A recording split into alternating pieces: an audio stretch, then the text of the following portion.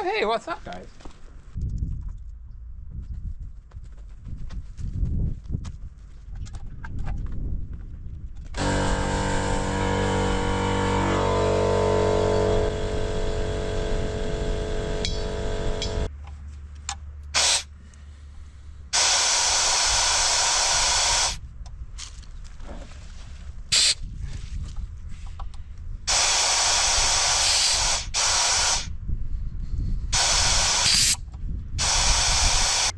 I think there's a hole somewhere. Okay guys, so here's the situational update. I wanted to work on the Kirovets a bit. There's like a couple of things that I want to fix on it at the moment, and also do some detective work for the third item as well. So obviously one of the issues is there. I figured I'm just gonna reflate the tire, and what the plan was, reflate the tire, dump that guy off somewhere because I don't need it at the moment, and then go drive on the grease pit. On the grease pit, drain the engine oil, and also try to fix the leaky cylinder. I mean, this guy is actually leaking pretty hard at the moment, so we definitely need to rebuild this guy. And yeah, the tire, so need to fix that, can't use it in such a state. And the third thing was something to do with the engine oil. So I want to drain the engine oil out, remove the oil ban, and then we're gonna do some detective work. Maybe we can spot the coolant leak, you know. I'm not gonna drain the coolant until I see it leaking from somewhere inside the engine. If it's not leaking, then that problem is fixed, hopefully. At the moment I'm not really sure. At least I'm finally gonna deal with that situation, you know. Maybe we'll get some information, but you know, my plans are already kind of messed up because clearly this guy doesn't want to take in any air. I think because of the flatness, that part has now broken and it's just foobar completely. And this thing kind of went flat very fast, so I did not even notice it. I mean, one day it was full, the other day it was on the rim. So sadly I couldn't react in time. And I definitely don't want to do any of that work here, which I just mentioned. And for example, removing that cylinder requires the grease pit 100%. And it's even with that, it's probably going to be like a nightmare of a job. And also removing the tire, it would be great if it was on the concrete, not next to a bunch of trees. So I think I'm just going to ride on the rim. Hopefully it won't screw that up. I need to rearrange some stuff around here. I need to pit where to put this guy. Dude, I can't wait until I finish my little parking spot where I can put all the machines in one spot, and then I don't need to like find a available spot to put the machine at. I mean, just imagine how cool would that be, bro. All the machines parked next to each other right over there. So if one catches on fire, they will all burn down. I mean, that's the goal, right? But I think I'm gonna put the grass truck where the piece of crap lemon is at. Super mom, raking sand. Good job. This guy though, man, I wish I had a cliff. I should go drive off a cliff with that guy. Put it there. I think that's fine.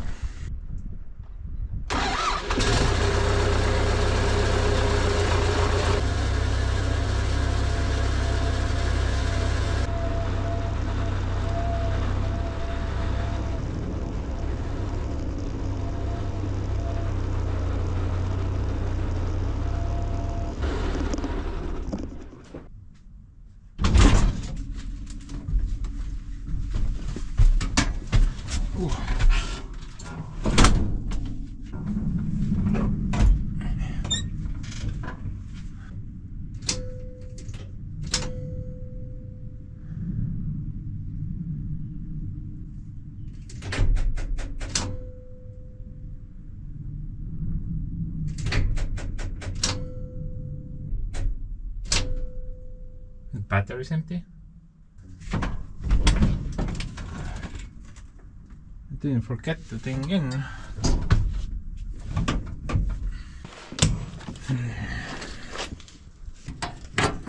I stayed here for maybe like 3 weeks now.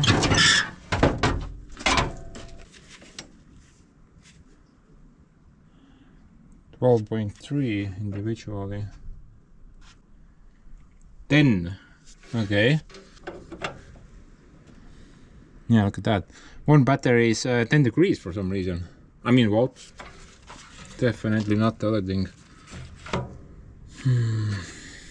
What about combined?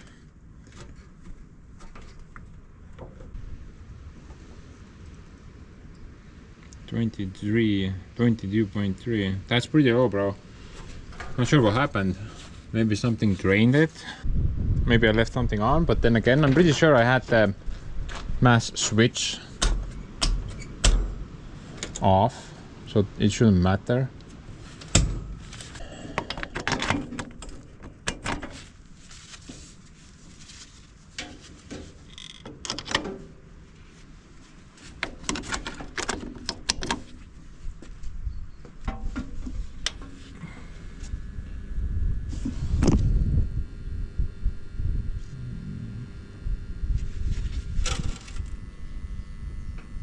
Empty.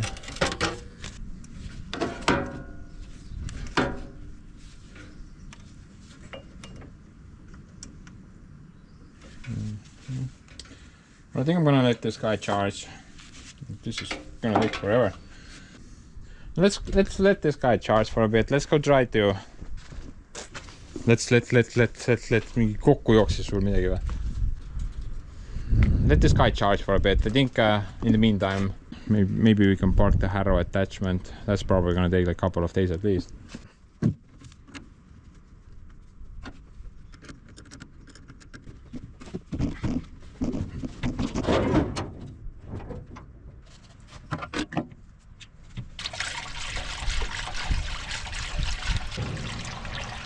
Best case scenario, the leaky situation. Kuradi tuul, mine puhu mujal kuskile, vittu. I mean, best case scenario, the leaky situation is fixed. Maybe it fixed itself, or maybe the leak stop, which I added into the coolant, has resolved the issue. I just don't know it at the moment. That's why I want to drain the oil and also pull the oil pan off and visually see if something comes down or not. So I'm gonna keep the coolant inside the machine for most likely several weeks, because the leak was very slow, you know. Over a course of 8 months we only got like 5 liters only.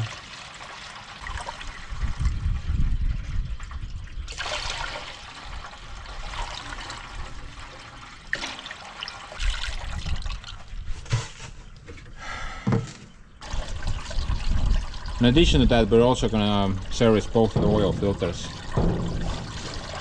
It's been a couple of years ever since I did that, and I think I should have done it already last year.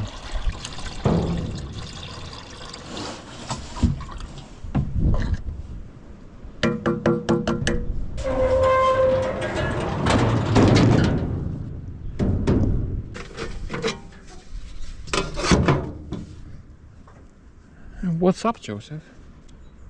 What's that? You wanna move a bit? Maybe soon. Hold your pants on.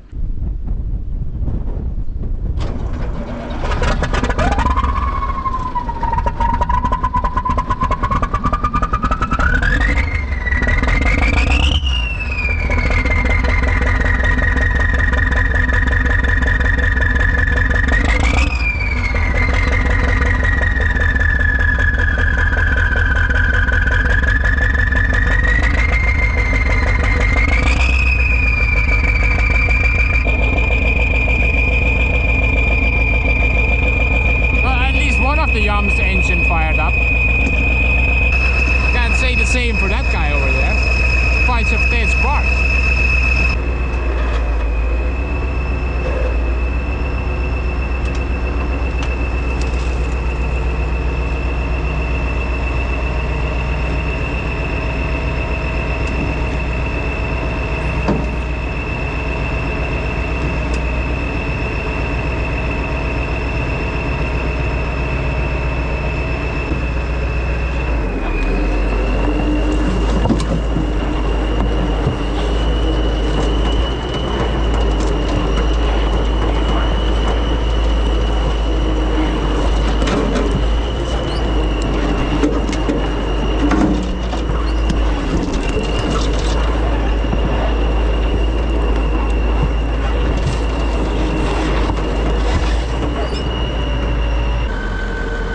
I'm not sure why, but the ride feels kind of rough, you know.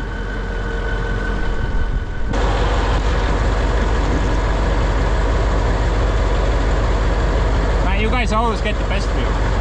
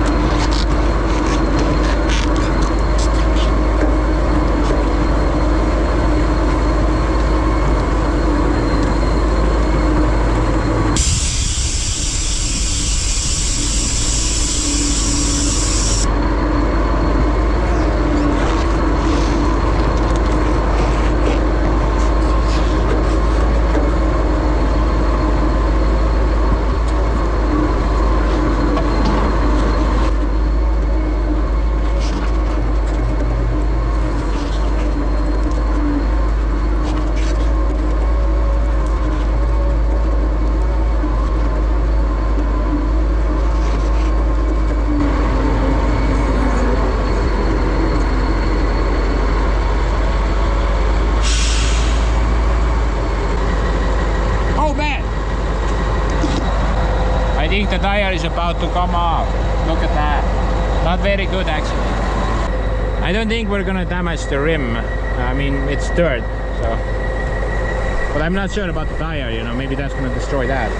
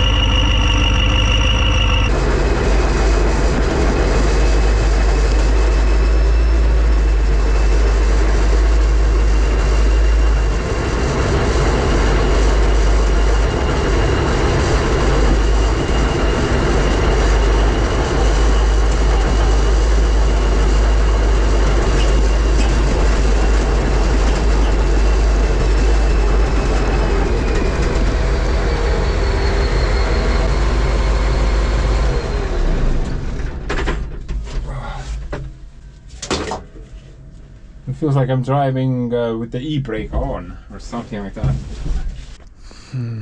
How do I need to position the dude?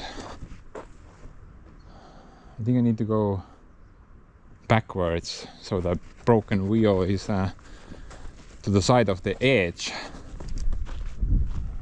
Yeah, backwards, and then the broken wheel is here. I can grab it with the bobcat. Also install it back the same way. Yeah, definitely don't have any room on the other side. I could do it here as well, but the stupid cylinder is so annoying to remove that without the bit. I think we're gonna have some fun times trying to undo that. Oh man, this is completely empty. Maybe it will go though.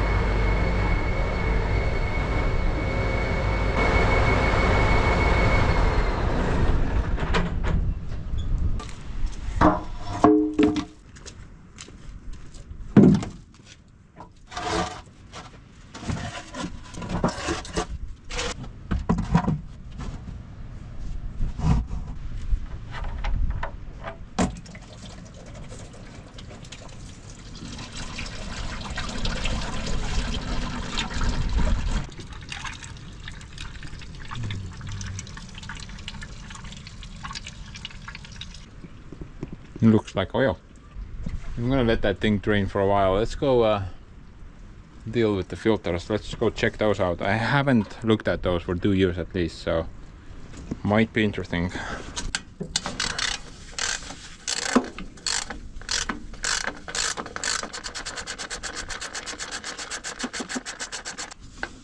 Okay, here goes nothing. No,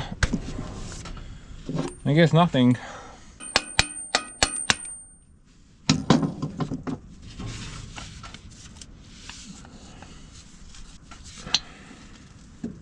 Ooh. Still a little bit, but mostly clean. But still, dude, look at the mud. This comes from the engine, right? The pump pumps the oil from the van through the engine, and before it goes back to the van, it goes through the filter, right? So this has to come from the engine. I mean, that looks like pretty bad carbon, or whatever the crap that is, like oily mud. But you know, still much better than what we had when we bought the tractor, right? I think it only gets worse. Wow, this is so bad. Wow.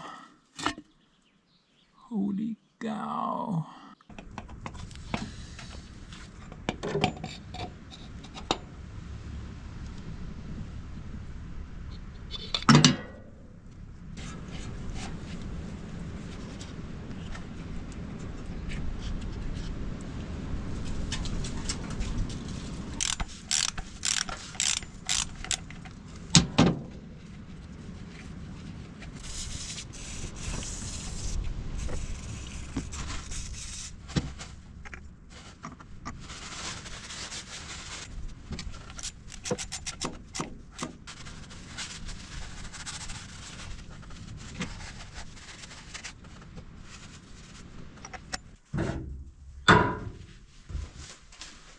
Looks like the little solder fix that we did way back when is still holding up nicely.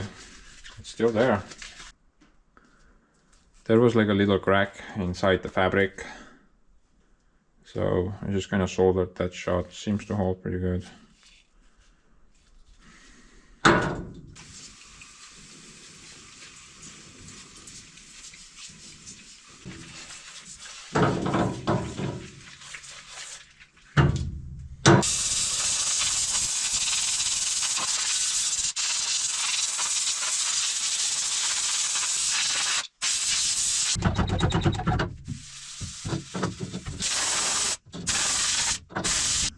Oh, look at this crap. This thing used to be pretty good, but I don't know what happened there.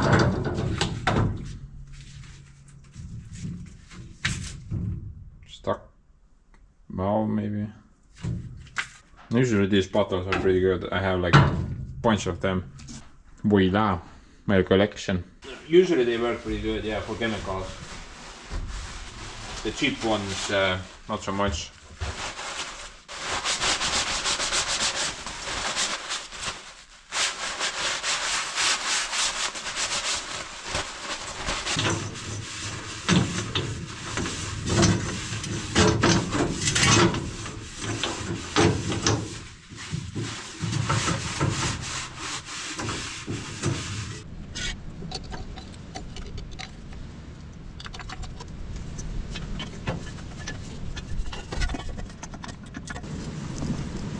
I think this tractor is actually really happy that I found it, honestly. I mean, it's pretty far gone, but I think the guy is quite happy that it's here right now.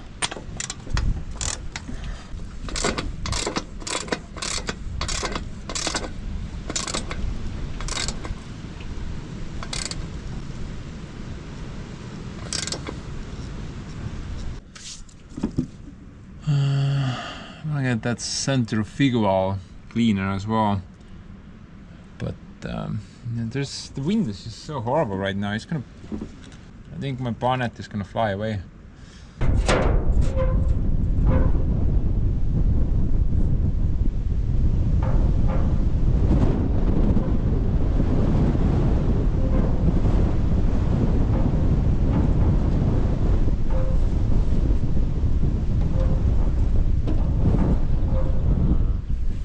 know, kind of sketchy.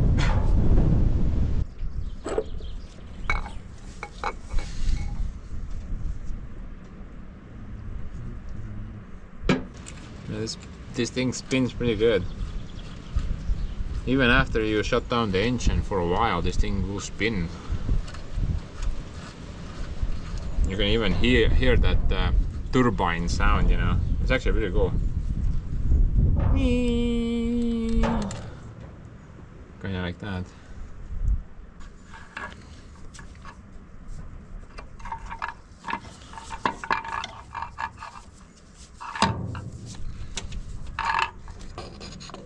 Oh, this is actually pretty heavy. Maybe we have a surprise in there.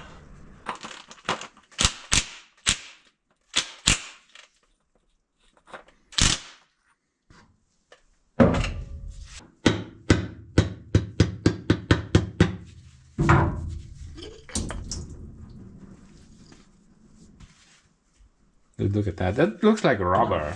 It's so perfect against the wall. Look at that.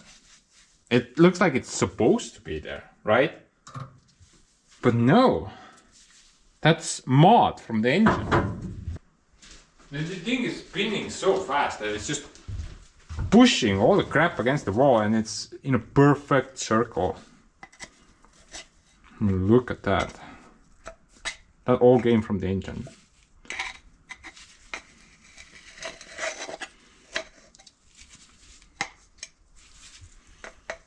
The first time I opened this thing up, it was completely packed. There was no more room left in it. I think I was something like, WDF is this? What?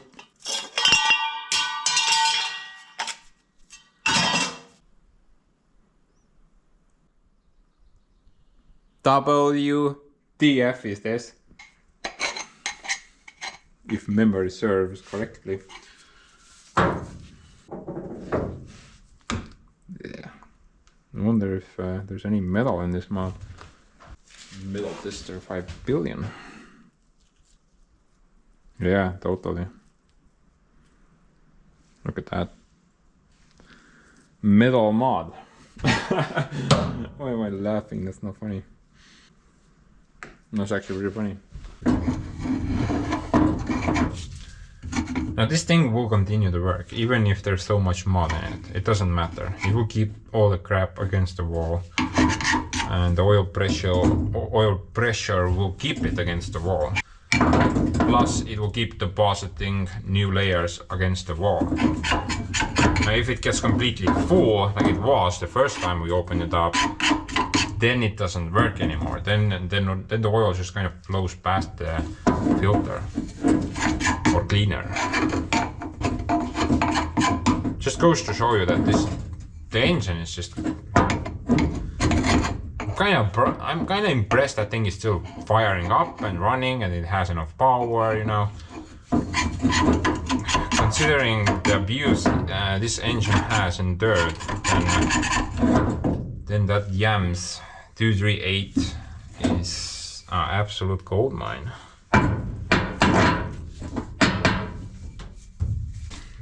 Oh dear. I will deal with you one day.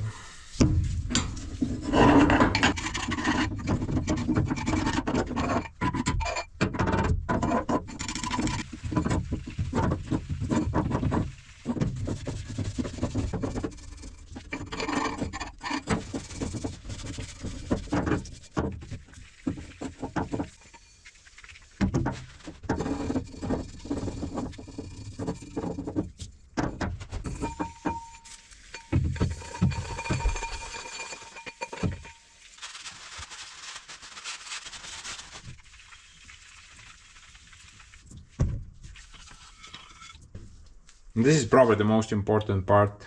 Those two jets, they need to be clear.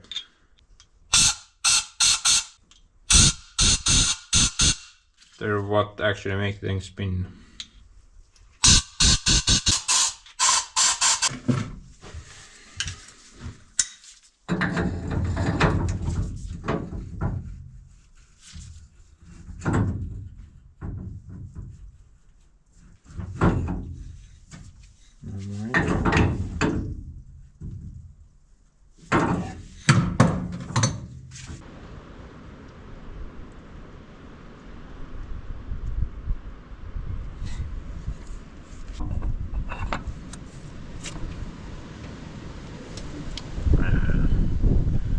Always feels satisfying, you know, watching that thing spin.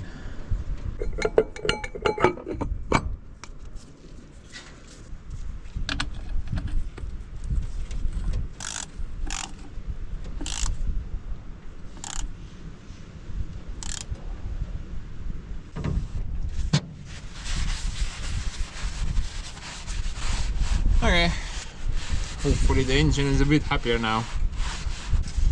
Let's go back downstairs.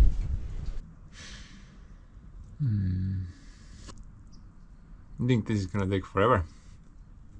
Plus there's probably something left here as well. Looks like that part is a bit higher than this part, so most likely have like bunch of oil here as well. I think I'm gonna plug it off at the moment and then deal with try to get the tire off, and we'll come back to this later, probably in the end somewhere. Then we can also see if something has leaked into the oil pan. It's basically the same test as we did with the K701. Luckily nothing came out of that hole.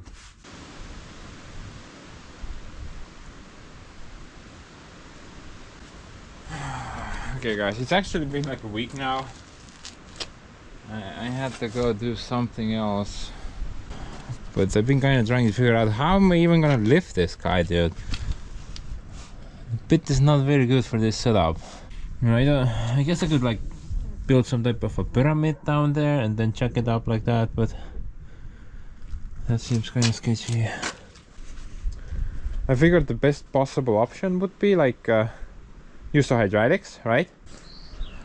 Right? I mean, I put something there and then push the entire rear end up with the hydraulics and also secure it somehow. But for that we need to fire up the engine, and well, it's been about a week. Maybe something has leaked down there now. Because we could check that out, right? Although I kind of wanted to wait a bit longer, but maybe a week is fine. Regardless of that though, we are gonna remove the oil pan 100%. I'm guessing there's like a lot of sludge down there, so I wanna clean that definitely. So let's postpone the wheel setup at the moment. Let's deal with this first. Maybe we can get some new oil in there and then use the hydraulics to lift the rear end up. I think that's a bit safer than trying to check it up.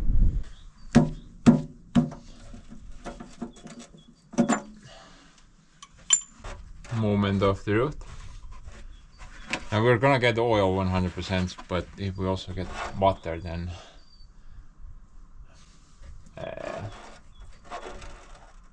I don't know. Then it's bad. Still bad, yeah. Definitely not good.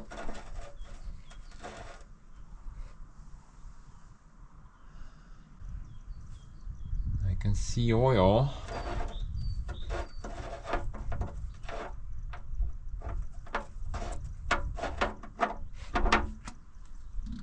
Dude, no water. No water. I mean coolant. Okay. Yo, maybe the problem is solved. Although maybe 1 week is not long enough. I'm not sure. This is good though, right? Means we don't need to take the engine apart. I mean, look at the size of this thing, dude. I don't want to take that apart. I've never taken an engine apart in my entire life, and I don't want to start with this, dude. Bro, maybe we should start off with like a lawnmower engine. This is too big. But I think that's actually pretty good. No water after a week. I think that's pretty okay.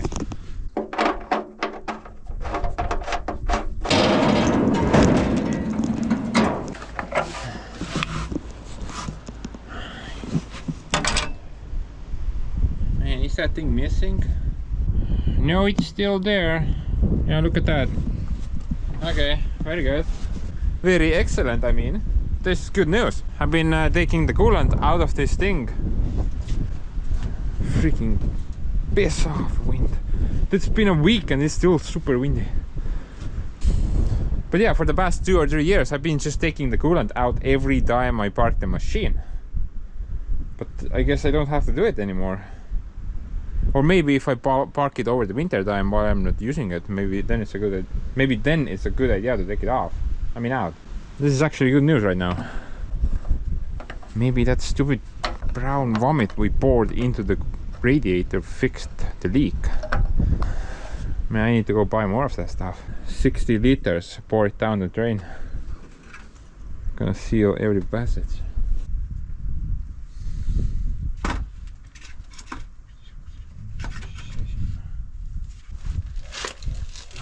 Anyway guys, Ants has like another wild theory, you know, about the coolant situation. You guys remember that little hole that we had in the water jacket? You know, the exhaust manifold bolt hole. You know, someone at some point tried to get like a longer bolt in there, and they managed to break straight into the water jacket, so I had that leak. And we managed to fix that, but maybe that was the problem, you know. I mean, what I experienced was exhaust gases going through that bolt hole into the water jacket, and that caused the radiator to like pop, or overpressure issues and a bunch of bubbling inside the coolant system. Now I sealed that hole. We went on the field, we did a bunch of harrowing around. Bubbling issue no more. Seems like that fixed that problem. But maybe also the coolant traveled backwards, you know. Maybe the issue was already present before. Now I'm not sure if that kind of makes any sense. I guess it kind of does. Coolant can leak past the bolt hole straight into the exhaust manifold, and from there it can go into the engine if the valve is open, for example, and from there on the cylinder it can drop down into the oil pan, right? Kinda makes sense, I guess. What do you guys think? Maybe that was the problem. If that's the case, we already fixed that.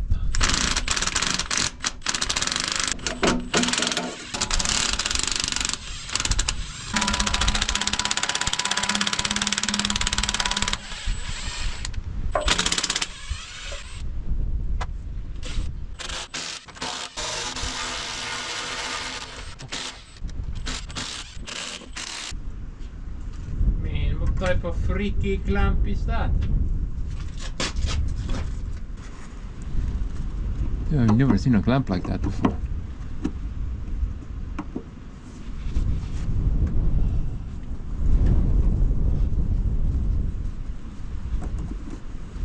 Have you guys seen a clamp like that before? Maybe it's some Soviet version again.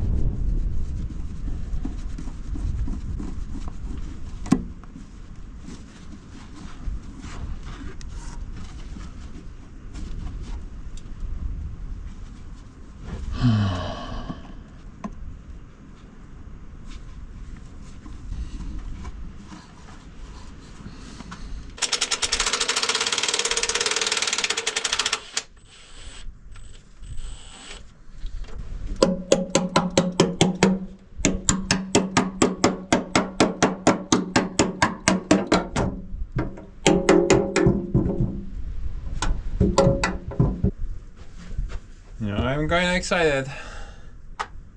What shall we find from door number 7?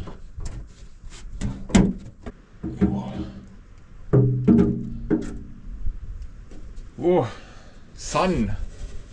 Piss off! See what I mean? Ruined the moment. But dude,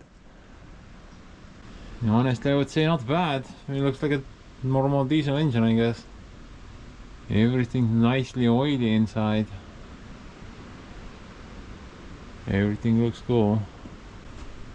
And there's a little bit of gunk there, but not too bad. And probably a lot of mud here. But absolutely no water.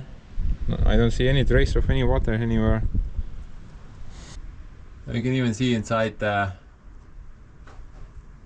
what do you call them? Sleeves.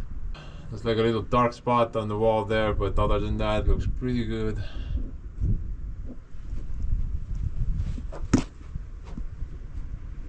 And that guy over there looks very nice and clean. I don't even see any scratches or anything. That looks like that.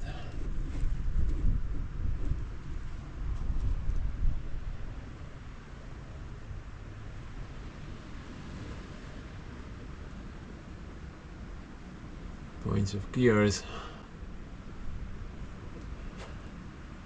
I'm guessing this part is like some type of a counterweight, maybe to balance the engine, maybe. Oh, look how close the oil dipstick is to the gear. Wow, that's pretty interesting design choice. Well, I guess nothing much to it. Yeah. Let's just clean the thing up. I think I'm gonna use the old gasket. I'm just gonna paint it over a bit. I don't have so large paper sheets to make a new gasket. Looks like this one has been joined together as well.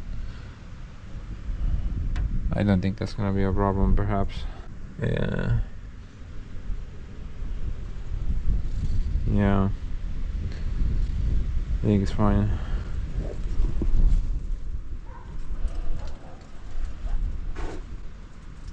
This actually looks pretty cool, right? I know. I think it looks pretty cool. So yeah, let's clean the van. Let's do that part, and also I'm gonna clean this mesh up, but it's not that bad looking. And then put everything back together. Dude, I don't think it's gonna even fit my scrap top.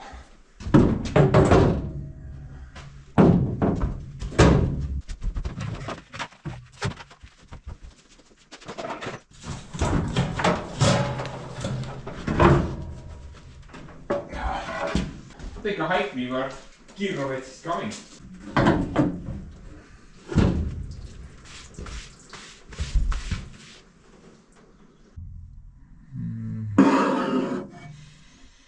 Yeah. You guys want me to spoon feed you? Nom, nom, nom, nom, nom. Dude, that thing looks like my toothpaste. Holy balls on a stick, look at that.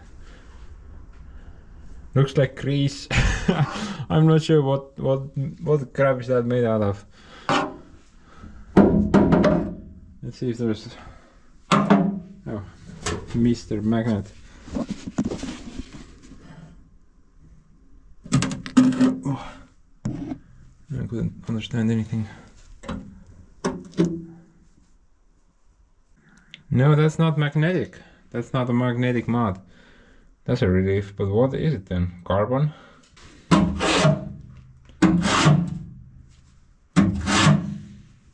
Carbon paste, perhaps?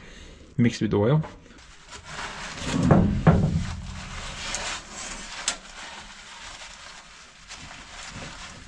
Oh my goodness gracious. I mean gracious.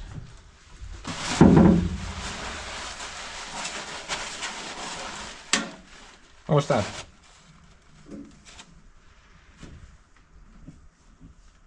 Got something.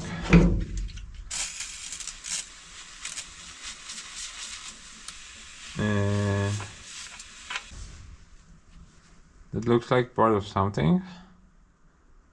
I think that's brass, perhaps.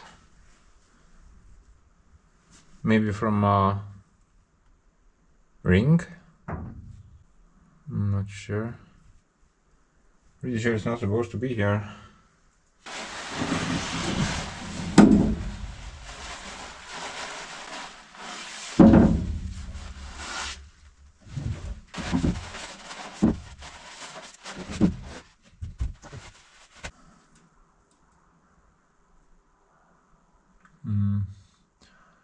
You know what? I think there's actually still a little bit water in there. I think we were fooled. Okay, let's see.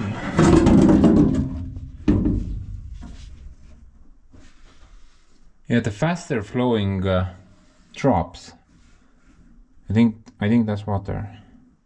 I think that's coolant. Right. So maybe the problem is not fixed. Maybe it's just very minimal, you know.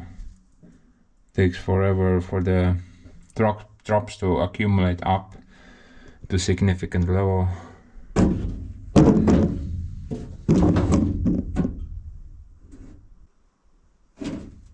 Definitely have a couple of drops in there. That one right over there, I'm pretty sure that's coolant.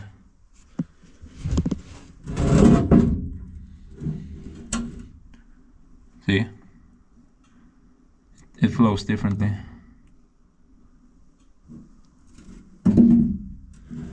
Okay. My mood just got ruined. So it's not that bad. Or maybe it's leftover from before we did the fix. Maybe something leaked into the engine and then it just kind of stayed there until now. See how I just turned that around? My mood just got better. I'm very hopeful. I think the problem's solved. But I'm not 100% sure.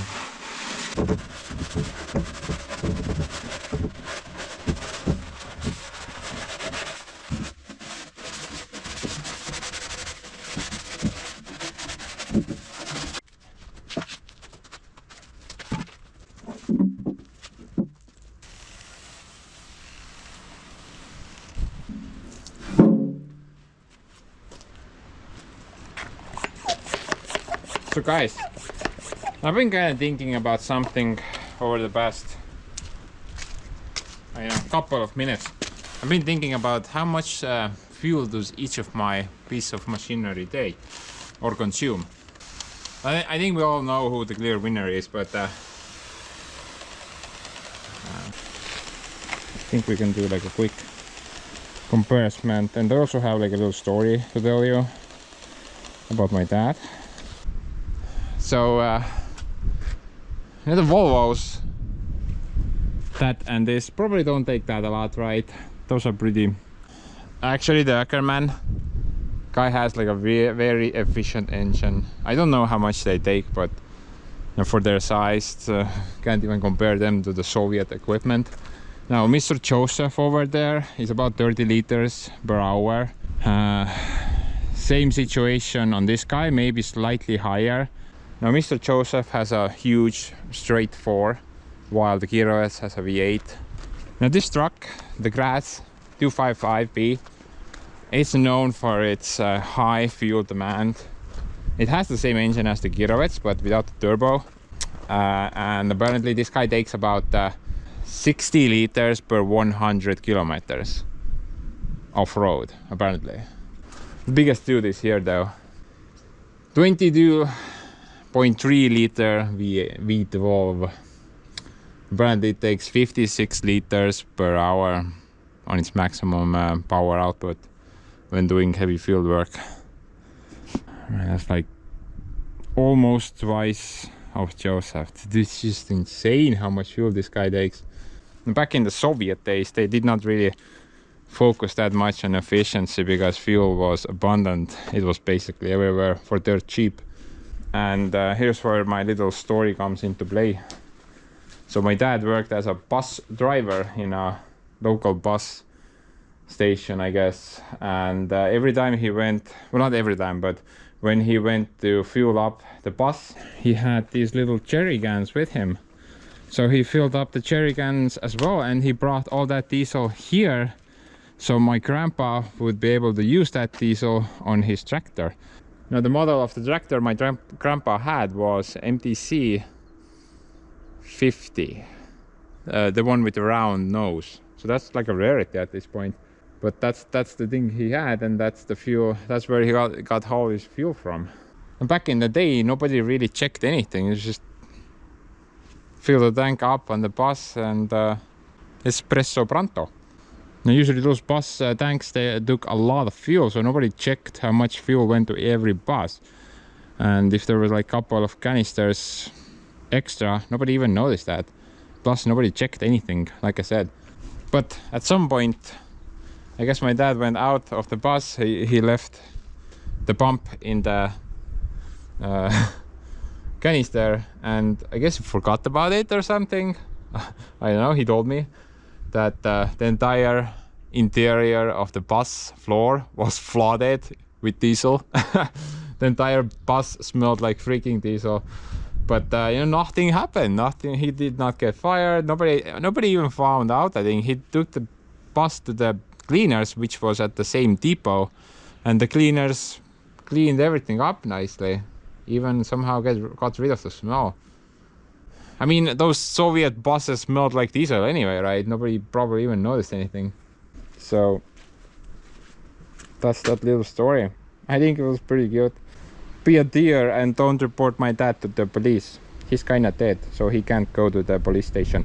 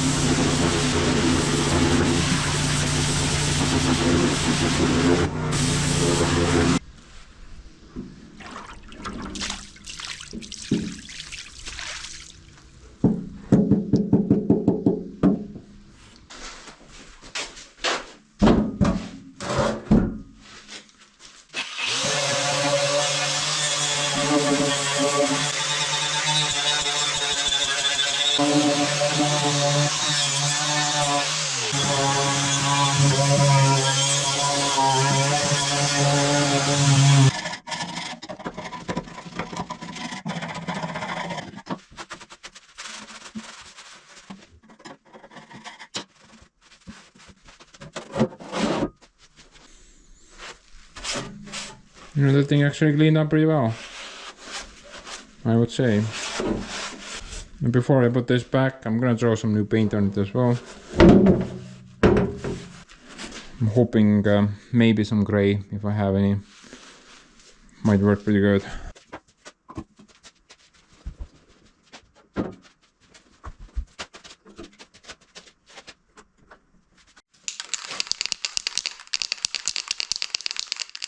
You probably don't need like primer for this, right?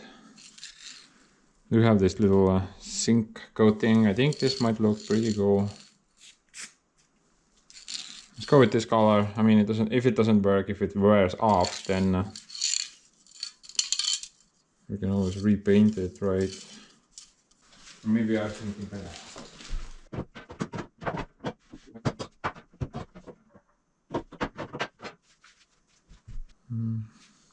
Frost protection.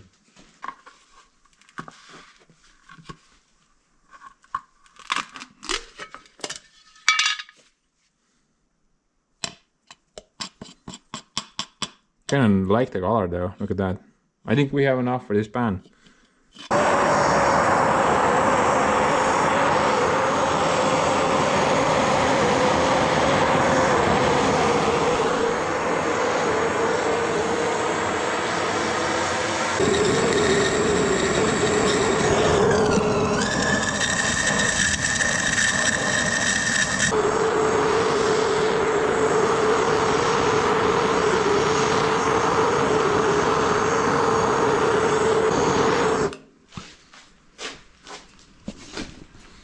Look at this dude. Broke his wire. I'm evil like that.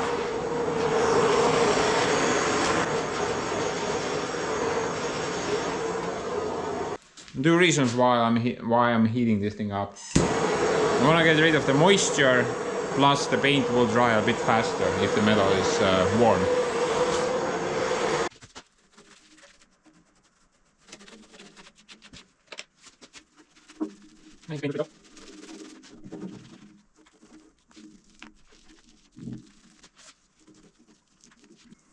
If the crap doesn't even come off with a steel wire disc, then it's okay to paint over set crap, because that thing is probably stronger than steel at this point.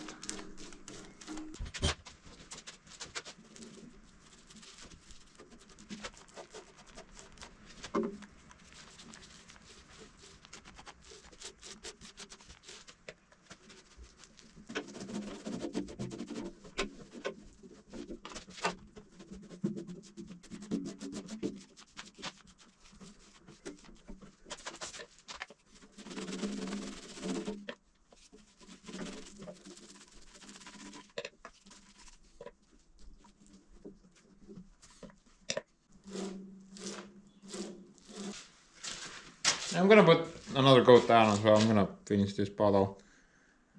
But while this dries, we can go work on the... Maybe we can clean the screen up.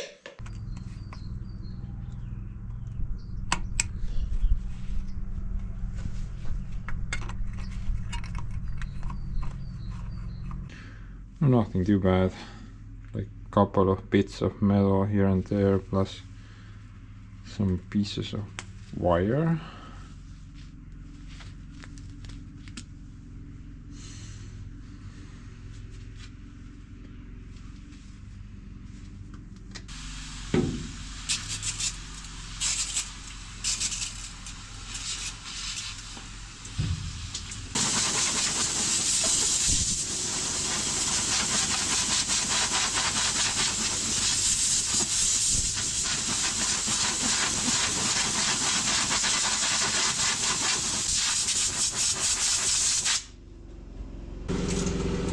Honestly, I thought this is gonna be more clogged than it was, considering how that filter looked like.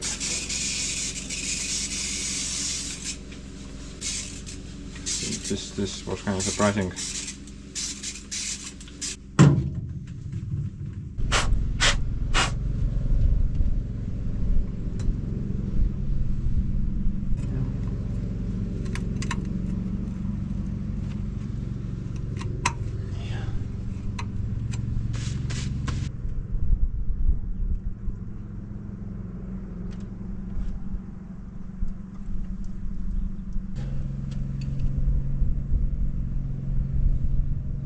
I don't see any green anywhere.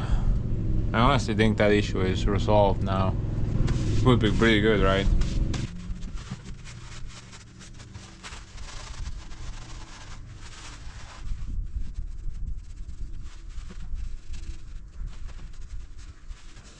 The paint job is not quite finished yet, but I figured whatever. Maybe we can install the thing.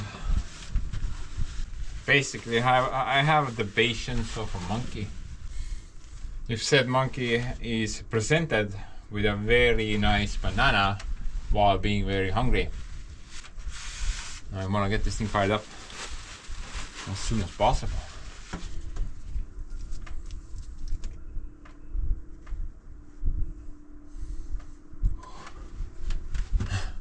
That never gets old.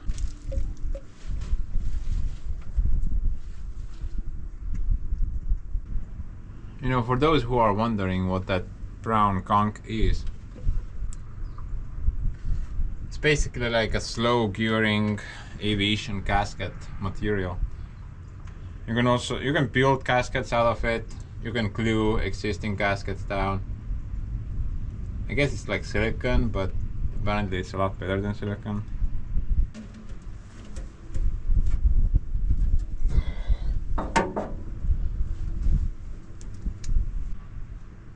No ei saa minna teistpidi. Ikka niipidi läheb. Kuradi jobuna. Teistpidi läheb, noh. Siis aju on teistpidi.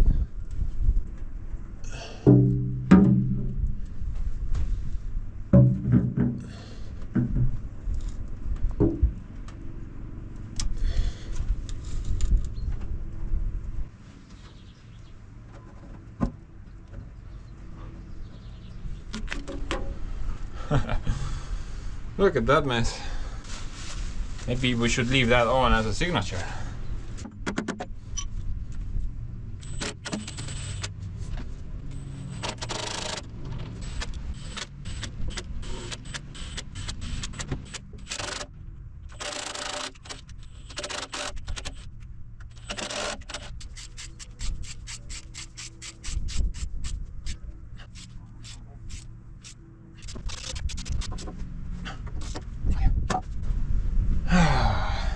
That actually looks pretty good.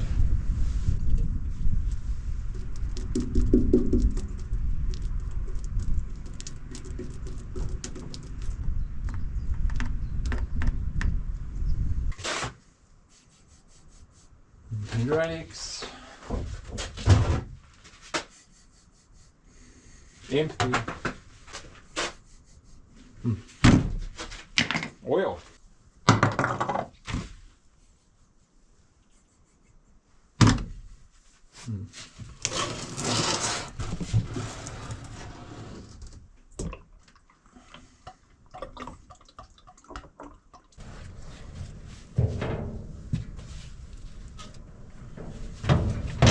Purjus oled või mida see on? I mean, before we can fire this thing up, I just kind of remembered I have to check the turbo filter as well.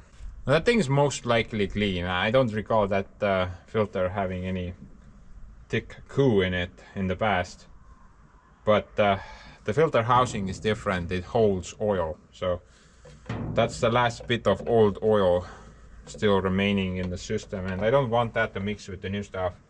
So it would make perfect sense to check that as well quickly.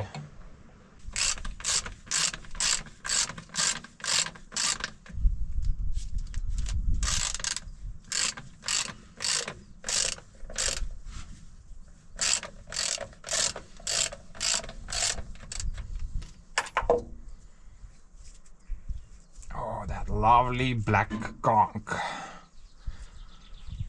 Good thing I remember this. Definitely don't want to mix that there with the new stuff. System is pretty clean now.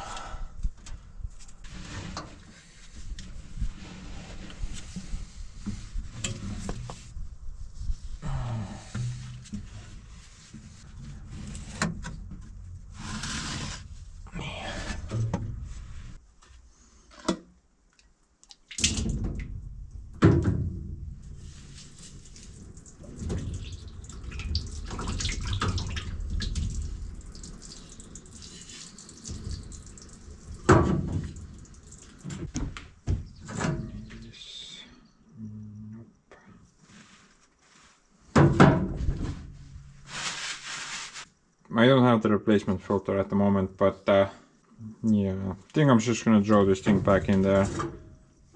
Last time I did the oil change, then I swapped the filter out. Looks pretty clean.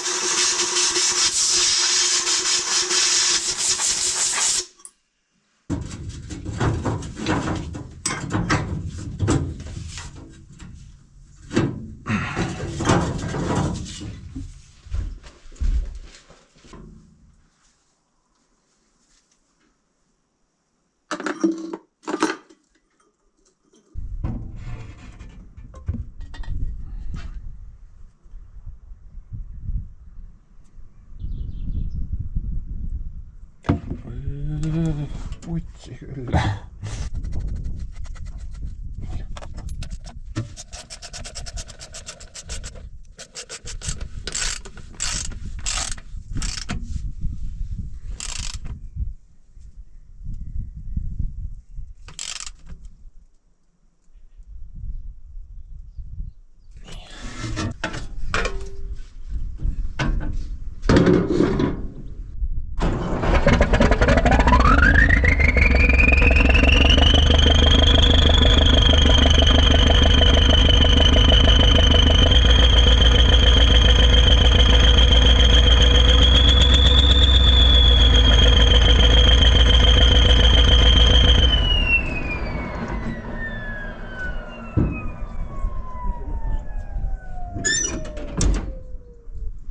Turbosta ajas läbi või? Miks?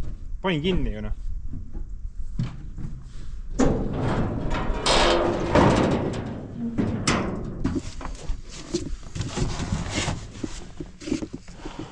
This part blew oil past the entire thing. Look at that. I don't get it. Why? I tightened everything down.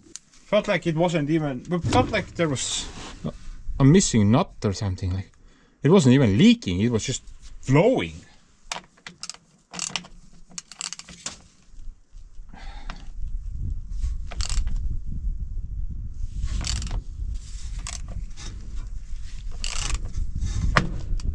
What happened now?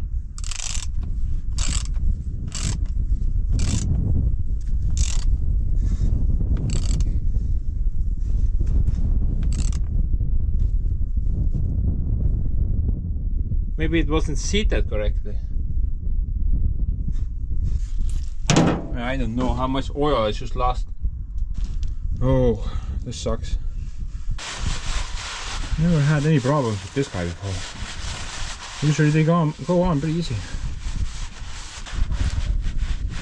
Maybe something else was leaking, not sure.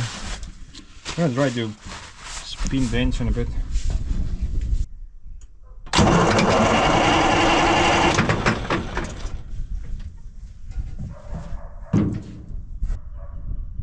Anything? Gonna do it for a bit longer.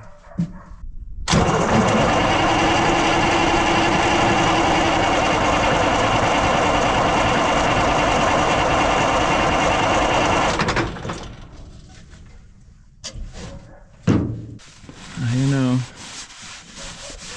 Without starting the engine, I can get the pressure to only 1. But you know, once the engine starts, it's gonna go to 4. Let's do like a quick start.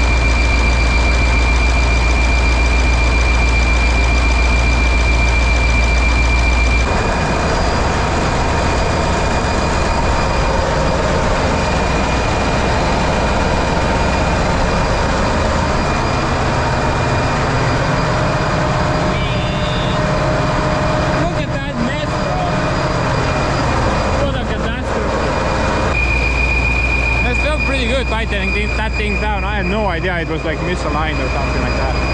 Didn't know you can even misalign it like that.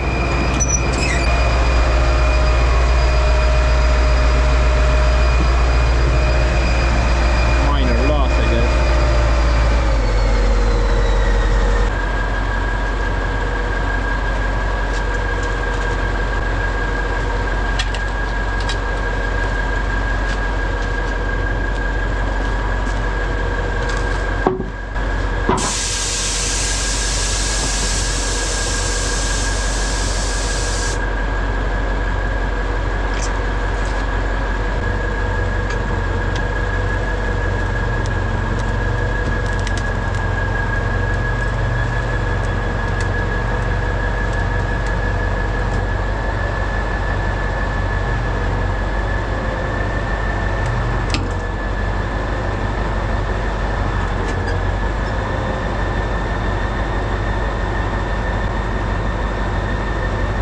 Dude, that actually worked pretty good. Look at that. I'm not sure how I'm gonna brace it though.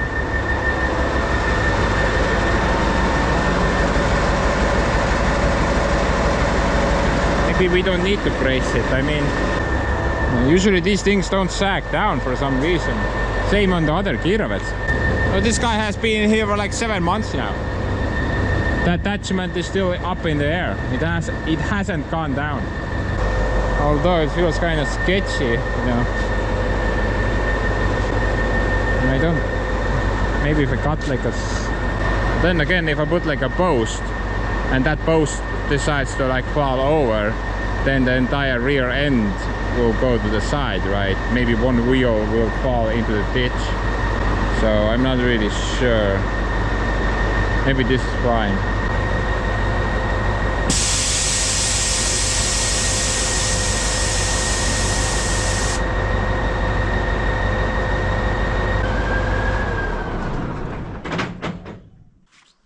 I'm gonna leave this guy overnight.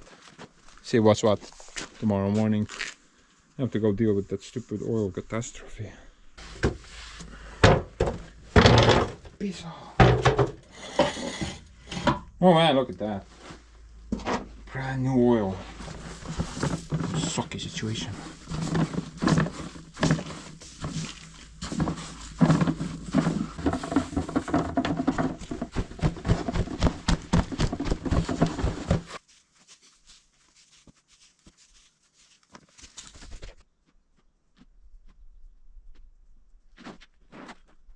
Anyway guys, see you tomorrow.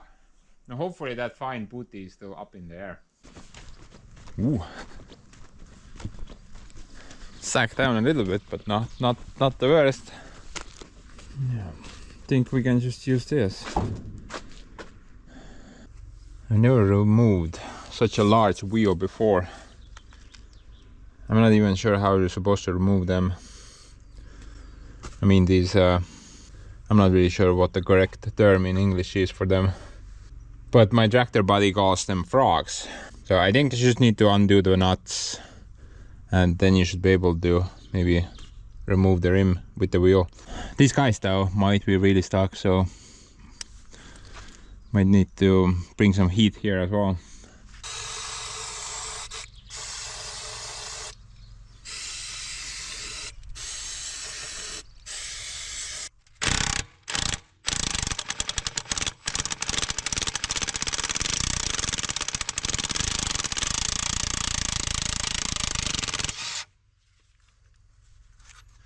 Nut buster, guys, no problem. Oh, this came with the stud. Okay.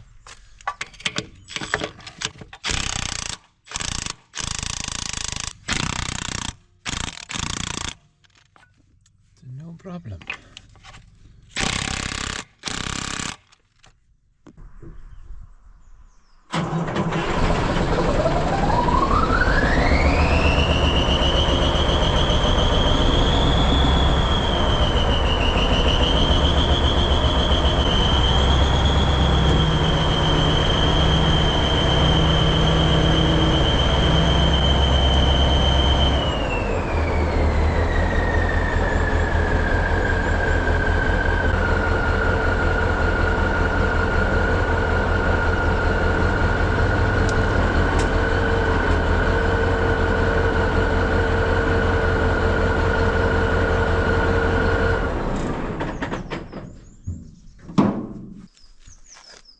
Be careful, but this guy may just fall off, you know.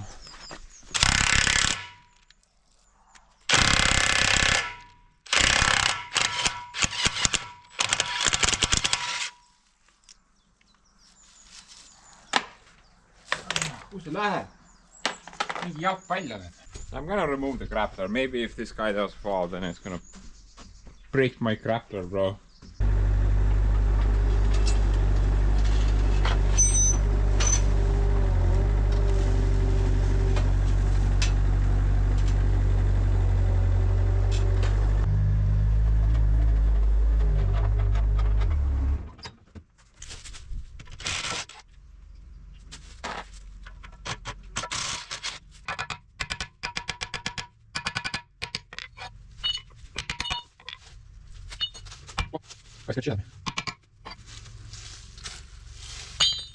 I think this guy actually might fall out of the situation.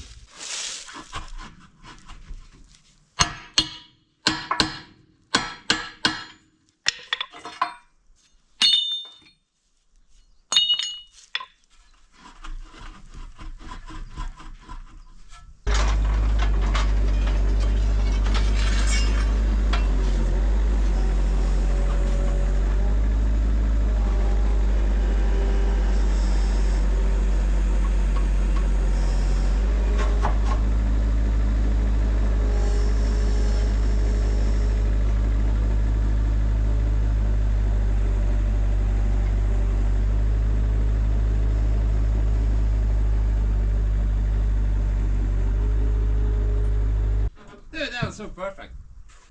Just like that. Flops and off. I thought it's gonna be harder than that. I thought that part was like one part with this part, but I guess that's the braking part and that's the final drive part, right? I always figured if you remove the wheel you can also access the brake department, but no. That actually requires undoing a lot of more stuff, I guess. Accessing that is not that easy. Wow. Yeah, I'm not even sure. I think maybe you need to remove this part completely. Because I'm pretty sure there are bolts here as well, right? Then you can pull this part off. Or maybe you need to undo those two somehow.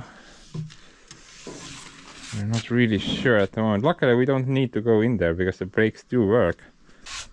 Now on the other side we do have like a little issue with one of the brakes. There's a retractor spring which is supposed to pull the, I guess, brake pads, or you know, the thing which engages the brake pads back, but that spring is broken. So on this wheel the brakes are kind of riding all the time, I suppose. It's not that bad though. We did some field testing last year and the temperature only got to about 45 degrees Celsius. So it's not grinding too badly. This side though has none of that business. But yeah, servicing the brakes is actually a lot harder than I first thought it's gonna be. Because if I need to undo those, then good luck, bro. Look at those bolts. Looks like Cleopatra herself installed them here.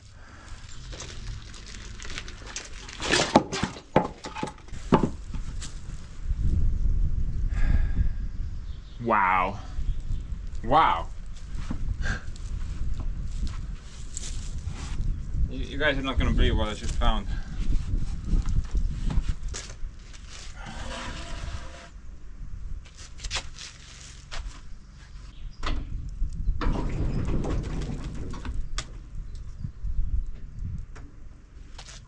Look at that.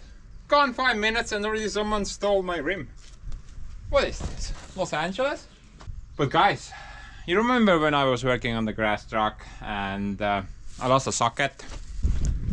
Yeah, I was working somewhere here, tightening something, and the socket fell down there into this location. And just right now I noticed, look at this. Dude. How the crap did it end up here, bro? Guy bounced like 3 meters. What the crap? So good. I hate empty spots. About the wheel though, this thing is pretty much toast. I think it's not worth trying to put this back. There's just so many cracks all over the place, and I also noticed a couple of holes on the other side. This guy also has like a inner tube in it, so with the cracks and the holes, sand and fine rock will get into the inner tube side, and eventually it will break the new inner tube as well. It might work for a couple of years, but it kind of depends how much I'm using the thing, I guess. But still, I think it's not worth putting this guy back. I do have a couple of options, I guess. I could buy like a new tire entirely, but a brand new tire is about $1,000 plus the service which is required in order to change the tire out, like $1,200 maybe. My second option would be that I'm gonna go to the abandoned, well, I don't know, the abandoned dump yard over there, and there's like 2 or 3 Kirovets tires which might be better than this one, although there's probably a reason why they were dumped and just in the middle of nowhere, right? They're probably busted as well. Not sure about that at the moment. And the third option would be that I go buy something used, maybe with the rim even. Then I don't need to do the mounting part whatsoever. So at the moment I'm not really sure what option I'm gonna choose. Most likely not the first one. I think it would look extremely weird if I had like one brand new tire on the Kirovets and everything else was junk. But actually not all of them are junk. This is pretty good, honestly. No cracks whatsoever. This is a pretty solid tire. And this one is kind of a meh. There's like no major cracks, but someone has been riding against the concrete at some point. Oh. That actually looks pretty bad. This is almost gone as well, and you know, the third one was actually even worse. Oh yeah, there's like a giant crack in this location. Look at that. You can even see the inner tube there. So this will probably go next. Not sure at the moment. I'm probably not gonna do anything about it until it goes though. I'm not built like that. I always fix things after they break. I'm probably not gonna be able, but let's try to get this tire off the rim. I mean, it's the wrong way anyway, right? Oh, by the way, I'm really happy that this tire went out of all the 3 others, because this was the only tire which was the wrong way, and you guys have been asking about it ever since I bought the tractor. So at least we have got that going right. And the book says that minimum 2 people are required to remove the tire on the Kirovets tractor. Sadly, I don't have 2 people, but I have 2.5 hands, so maybe that counts as 4 people. In person, I've never really removed the tire from a rim before, but I've seen a bunch of those Pakistani videos where they replace the tires out every day. Maybe it's easy. Türa, see on nagu mingi betoon see ratas.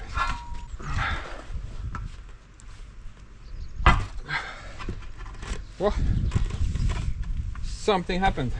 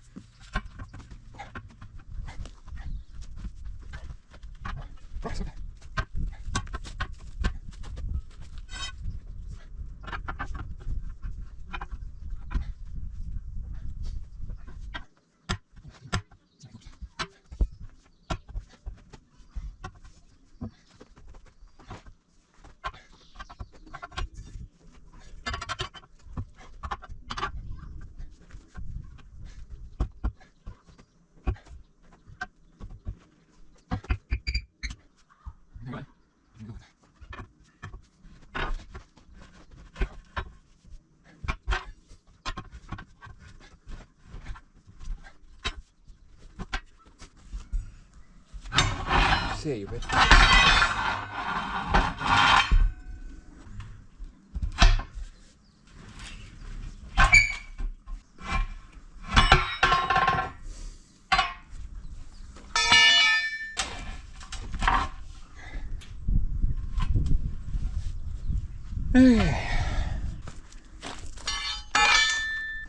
to get it the other way as well. It's gonna be a bit more difficult.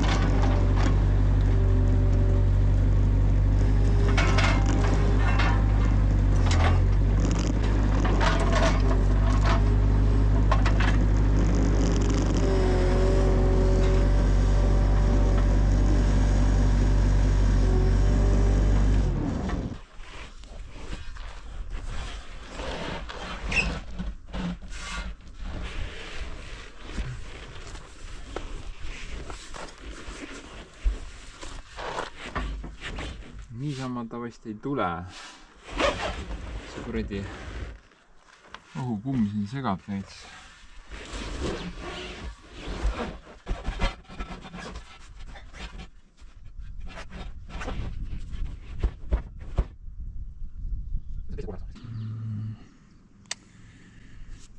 Got detailed instructions right over there in the book. It's like this part is for the new tire and this part is for the old tire. So I need to put it on the ground, rim pointing upwards, and then I need to undo it like that. Might need to get some extra help though.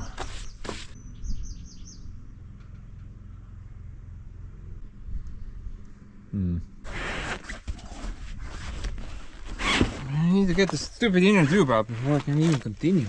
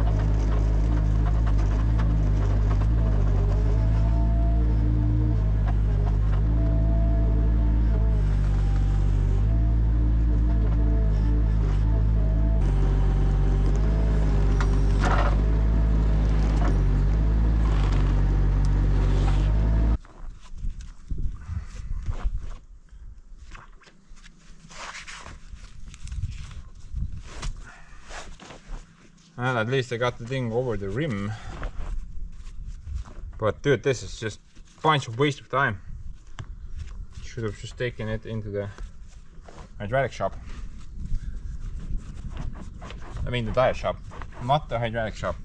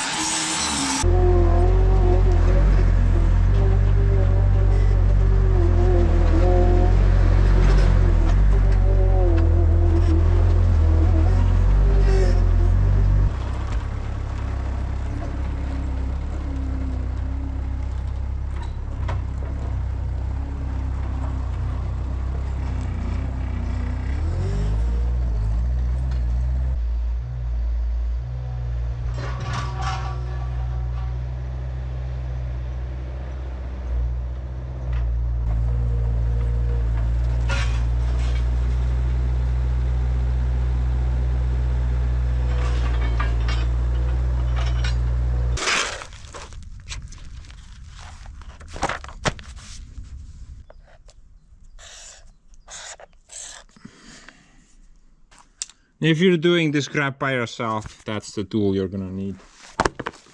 First and last time ever I'm gonna try to attempt to get the tire off the rim, bro. But bunch of waste of time, man. Just take it to the tire shop. They have hydraulic tools that will do what I did in 2 hours without the damage in like 2 or 3 minutes. It's just not worth it. But you know, whatever. At least I got to try it out, I guess. Still horrible. Now let's go check out the next door neighbors. Oh, what was this about? I mean, I don't even know why the thing went flat, you know. Valve stem. So that was not the problem. Because even this inner tube weighs like 10 kilos. Getting this out was annoying. Whatever, they're gonna put a new inner tube anyway. 60. 65. And as of right now, I'm not even sure if they're the right tires. They kinda looked about the same size, but I'm not really sure.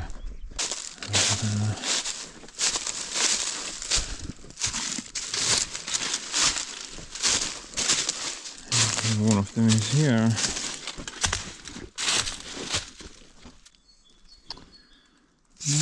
That's the same.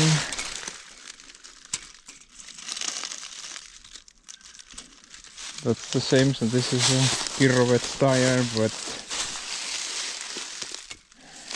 they have like a bunch of tracks in it. So I'm not sure if this is a good candidate. This one looks a lot better. Nice thread on it even. Oh, look at that. You could giant hole down there. Because we know why this one was parked. A bunch of vodka bottles inside there. I guess the tractor driver was pretty drunk and hit like a curb. One more here. I think this is the same as well.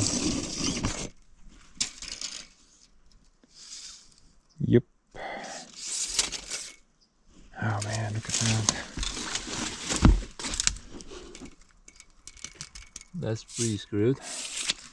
I think they were all kind of parked here for a reason and nobody threw away a good tire, you know.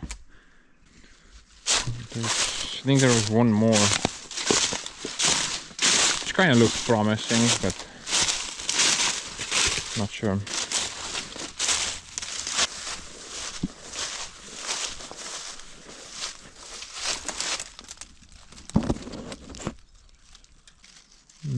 I don't see any damage on this side. We should try to get this guy out of here. Maybe this is the one.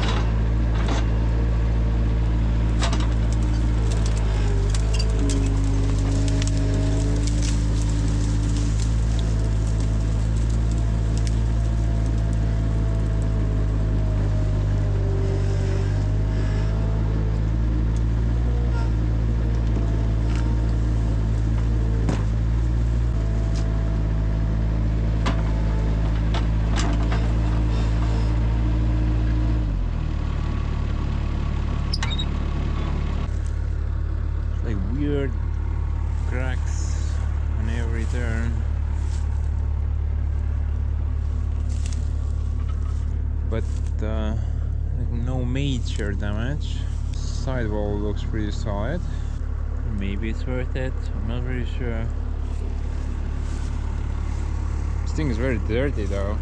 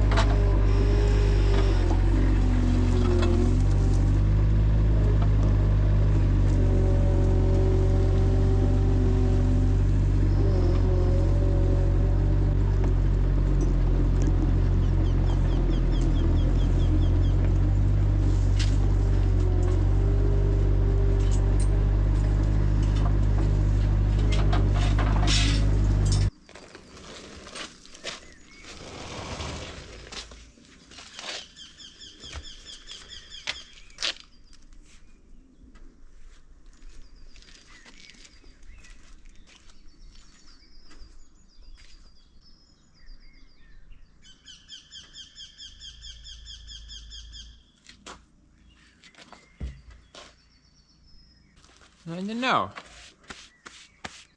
There's really like no old cracks like something we have here. None of that going on over there. We just got these weird cracks between the treads, so. But then again, on the insides, you can't see anything. Everything looks pretty good there. Maybe it's worth it. I mean, I can take it to the tire shop and then they can decide, you know, if it's good or not. Yeah, I'm gonna clean this up a bit. I mean, look at that. Never mind, guys. This guy is toast as well. I guess the cracks there are for a reason. They're completely through. Pretty long crack as well, like that long. I didn't see any. I did not see any other cracks though. That's like the only hole I found so far. But you know, that alone is like enough already to not use this thing. So this is junk as well, sadly. I need a better solution.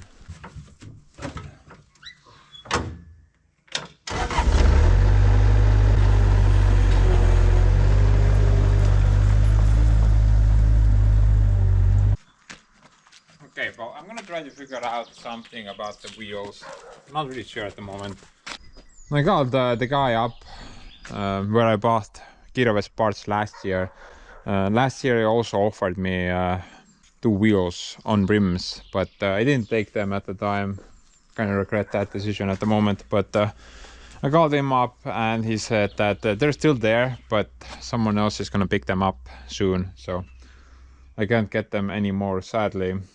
And then I called up the guy who sold me the grass truck and he told me, dude, I just sold an entire set 30 minutes ago for 700 euros. A good set as well. I mean, I think the guy is BSing me, but who knows, maybe I just lost that opportunity as well. But you know, at the moment I don't really have like an option other than buying a brand new tire, but I don't want to do that because I'm gonna have like a brand new tire on one side but a piece of crap tire on the other side, plus the brand new tire has more tread, so the tractor is gonna be tilting the one side. So I don't want to buy one brand new tire. If I'm gonna buy a brand new tire, then I need at least minimal 2 brand new tires, right? But dude, one stupid tire costs a little bit over $1,000 plus the installation on the rim, so maybe like $1,200 per tire. Dude, that's like $5,000 to replace all the tires out. Bro, that makes no sense. Well, actually it makes perfect sense. Look at the size of those things. Maybe that's even cheap, I'm not sure. But I'm gonna try to find some type of option. I think I would prefer to get like a used tire option, and maybe I'm gonna swap out the entire set if I can get a good deal on I don't know, set, I guess. Right now I'm not really sure. I think let the tire situation be at the moment as it is, and let's try to get this cylinder off instead, because as you can see, this guy is just leaking more and more and more. So bad. Getting this guy off though is not gonna be fun. The fuel tank is gonna get in the way of it.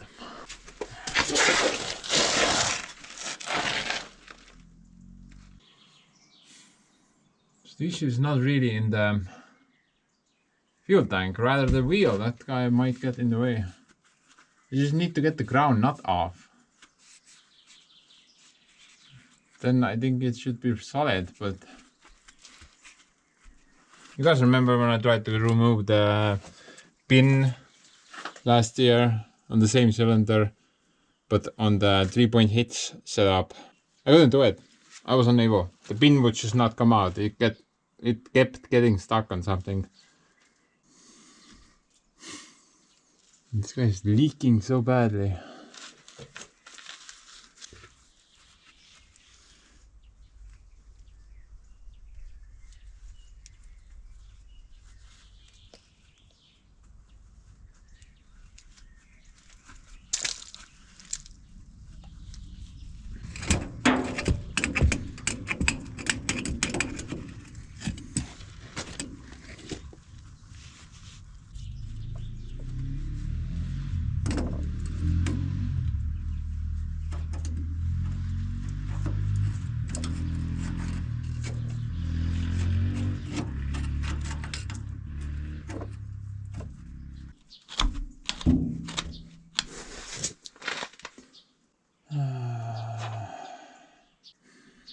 think my best bet would be to remove the front wheel as well. I just don't have access. I need to hold that thing down and also turn the ground nut at the same time. Bro, I can't fit 2 fingers in there. I can't even fit 1. So let's pull this wheel off as well. I mean, that went actually pretty swimmingly.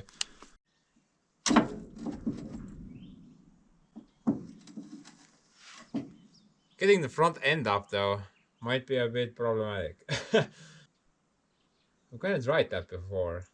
I'm not really sure if that video is out yet, but it went kind of like this.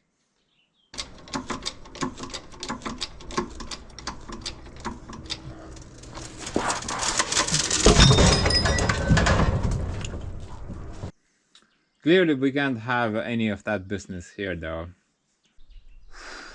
I think I need to build some type of a pyramid and lift it from the frame itself, so both the front wheels would be off the ground.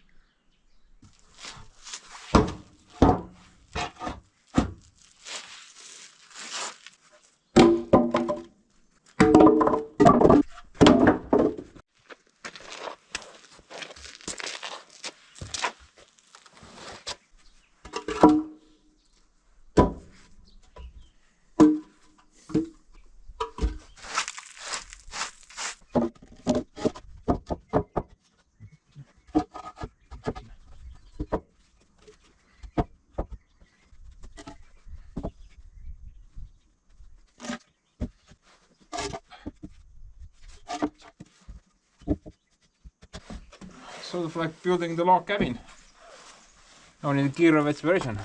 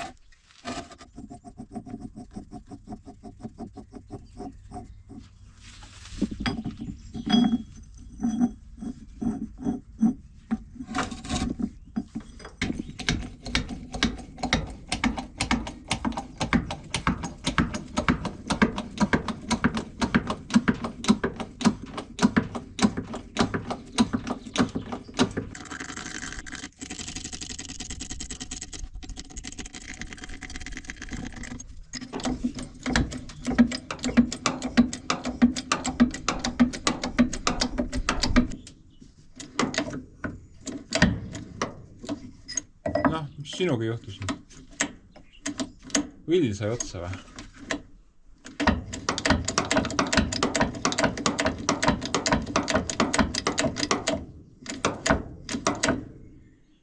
What happened to this guy? Doesn't work anymore. Weird. He's low on oil.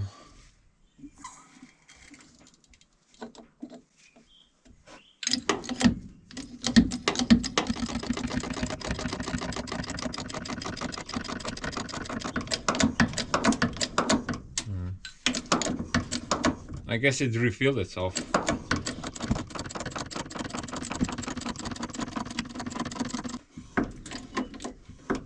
But yeah, guys. I always thought that my welding was bad, but holy shit, what's going down here? Look at that.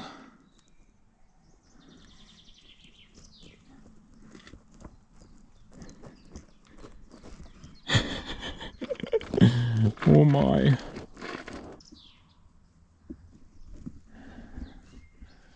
And this is what happens if Ivan uses vodka as a welding gas. I mean, what is that even? Dude, the hole is bigger than the weld plug. My buddy has like a good calling for these types of welds. These are prison camp welds. It's... yeah, this looks pretty gnarly. I mean, my stuff even looks pretty good compared to that.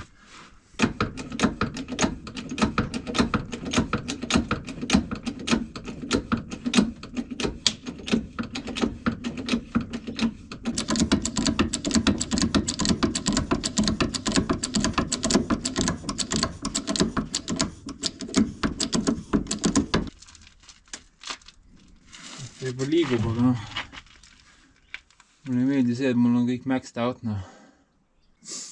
You know what, I'm gonna put one more blank. No, I don't like that my jacks are maxed out. I might need the extra jacking room, you know.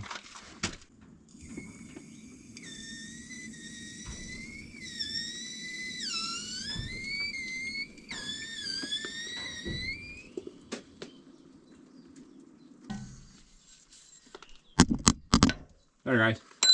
No dramatic explosion this time.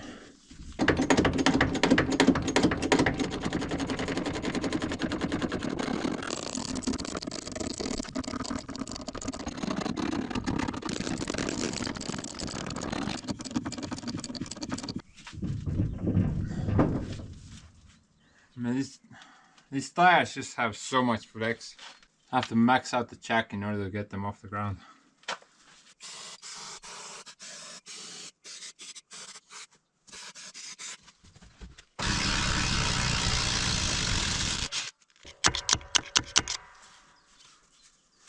And I think this thing only cost like $280 or something like that. Guys, undoing 100-year-old nuts. Look at that.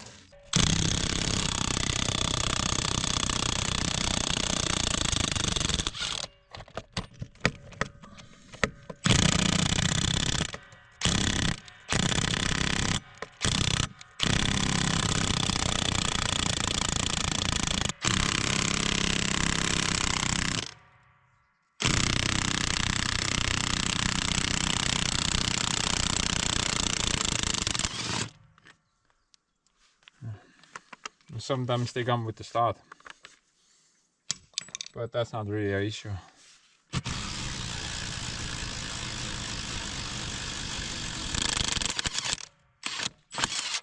Oh, the socket is so hot. Wow.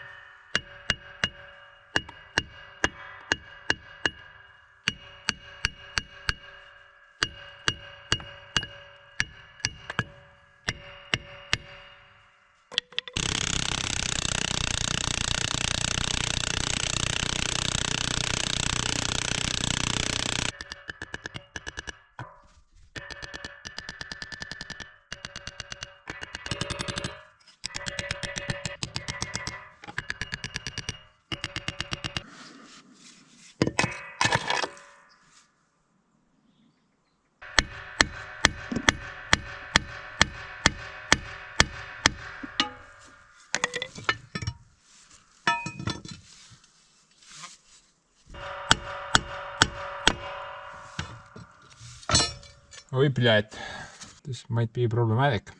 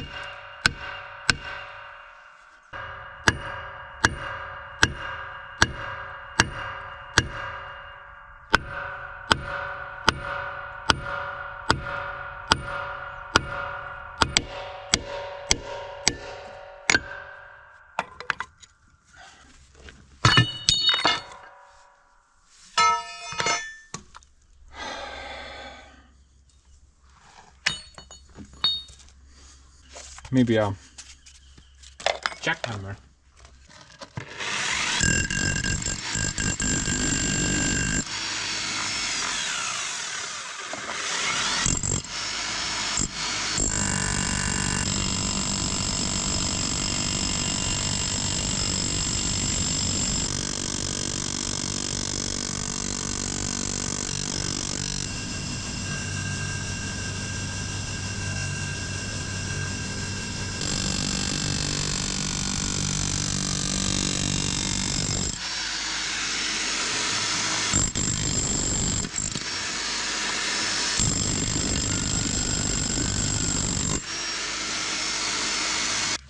I think this moved.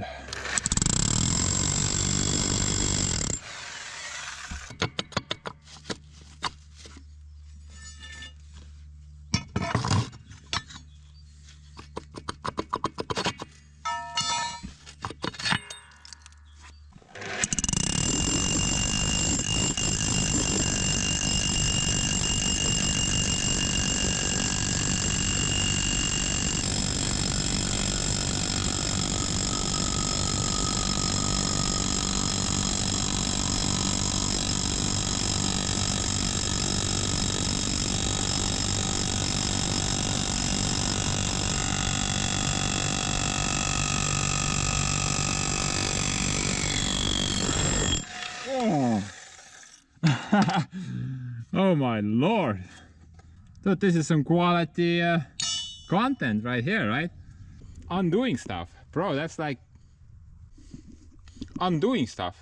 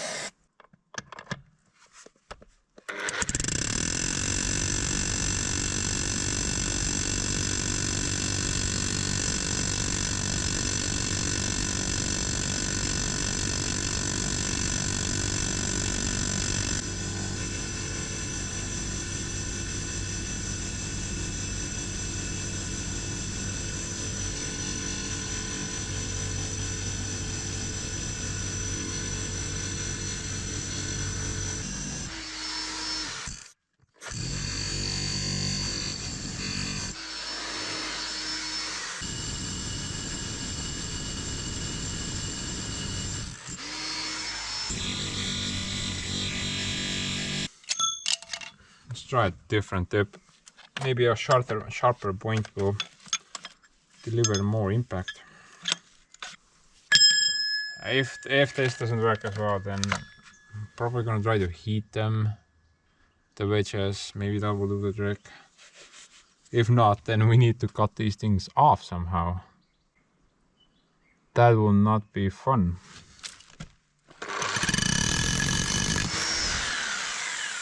Ei saa kinni hoida kuidagi.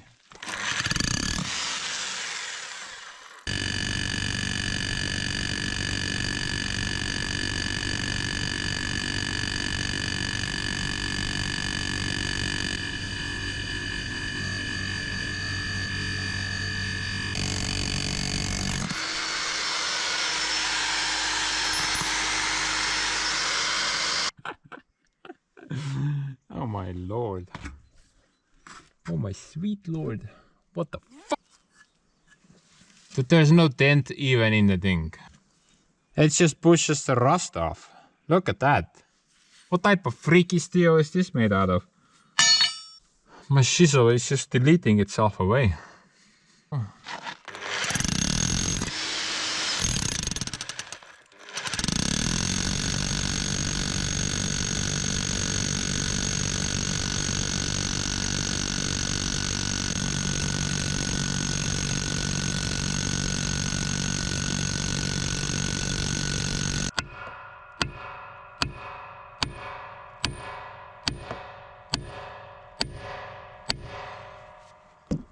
Whoa.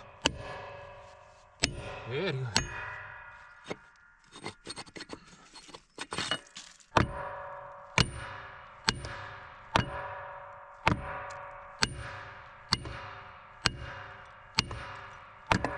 kuradi snaiper, no putsi, mida sa mööda lööd?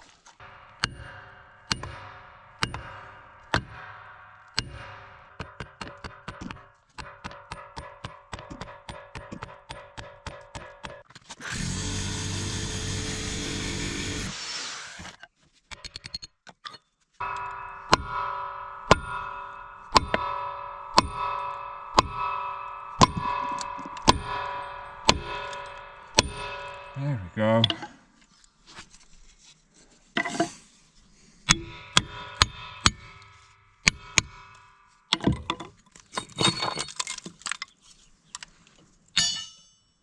Oh man. And this took me like an entire hour.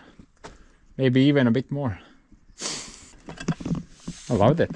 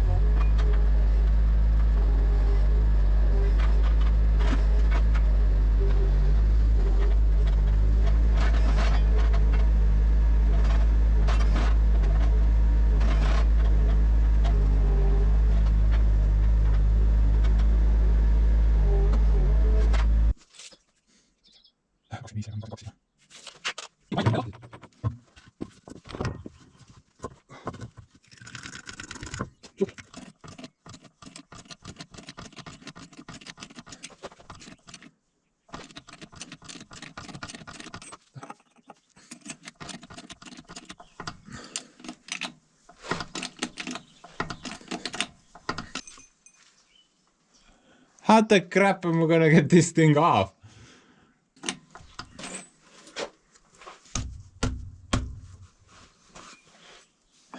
That is not good.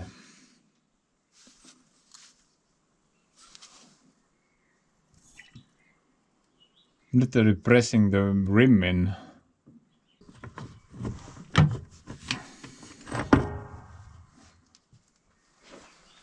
Oh, look at that. Oh my.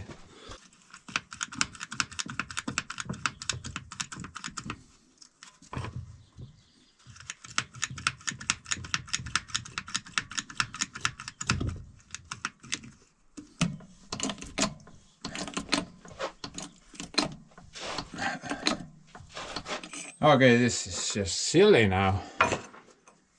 I'm probably like 15 tons on that jack at the moment.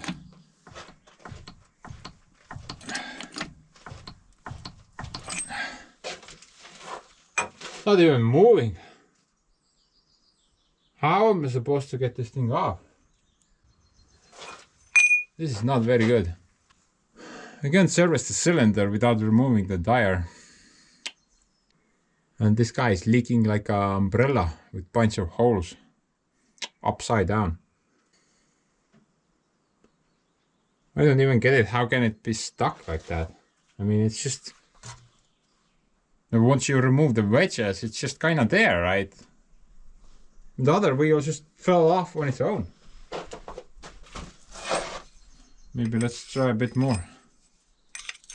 Let's go with the full 20 tons.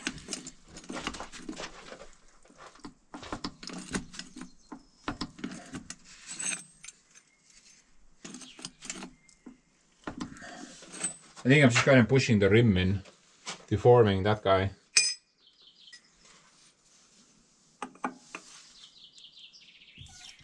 Yeah, Yeah.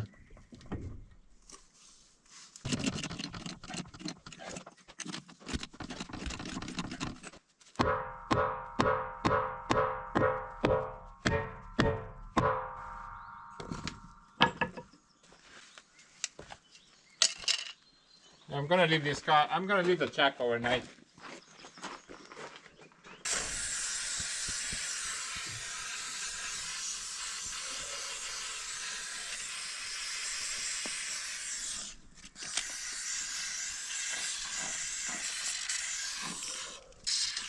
Maybe that will get somewhere.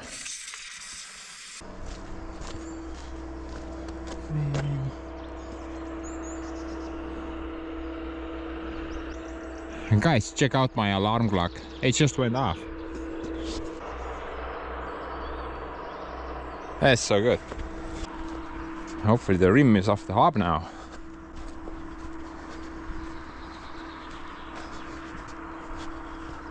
Oh man. Dude, make more noise. The rim is still on. We need all the sound waves in the world in order to get this guy off.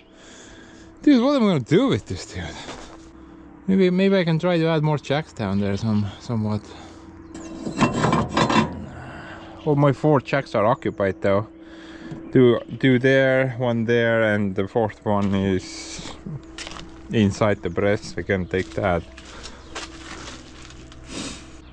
I do have a couple of 8-ton jacks, but I don't think they're gonna do much of anything here.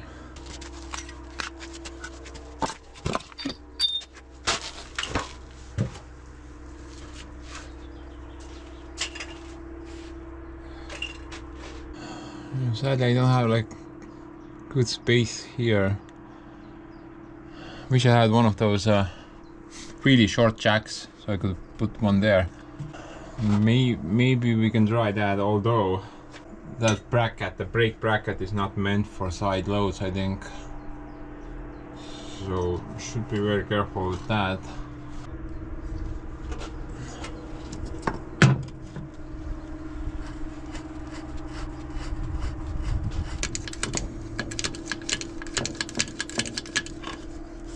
See siit ei tööta üldse sellises asendis vist.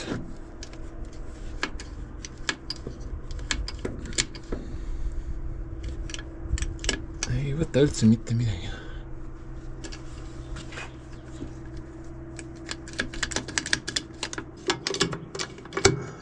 I think this jack doesn't work sideways. Weirdly though, that works fine sideways. They should be they should work the same. I'm not really sure.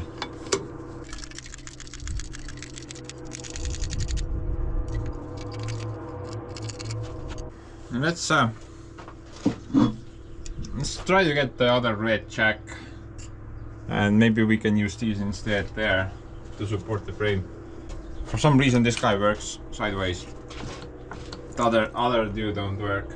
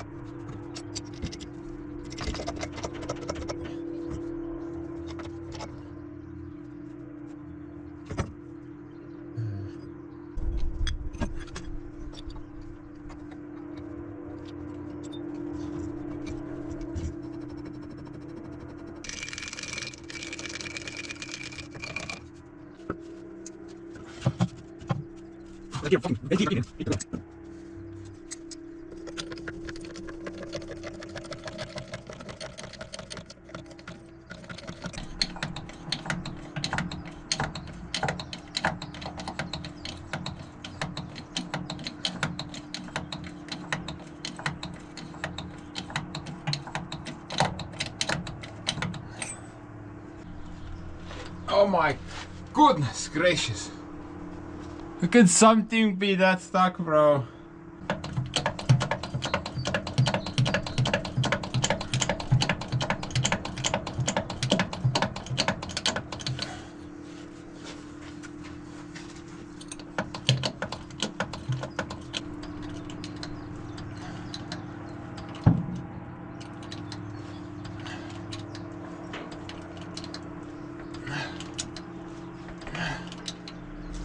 Oh my!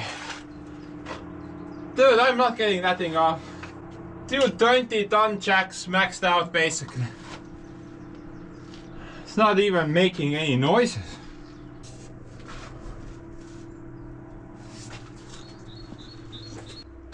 I think it's seized on that area, that surface. It's only so little. Because it can't be seized there. There we have the wedge area. This is the only spot that it can be stuck right now. Completely rust welded together, most likely. Well, I can see the tire being like that slightly, but I'm pretty sure that the jack is just pushing or deforming the rim itself sideways, and the rust part has not undone itself whatsoever. And I can try one more, actually a couple of more things. I do have a small 2-ton jack. Maybe if we put that here, that might actually do the trick. Or if that doesn't work, then we can I don't know, lower the machine on the frame, on the wheels I mean, and then try to turn on the spot. Maybe that will get it undone. And I would love to go riding for a bit, you know, maybe riding around might actually undo it pretty well. But no, obviously I can't go anywhere at the moment. Can't ride on the rim.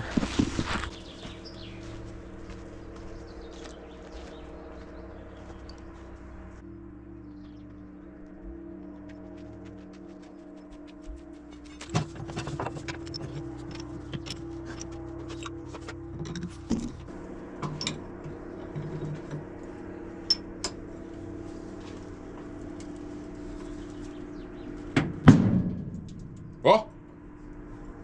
Dude, something moved! Something snapped!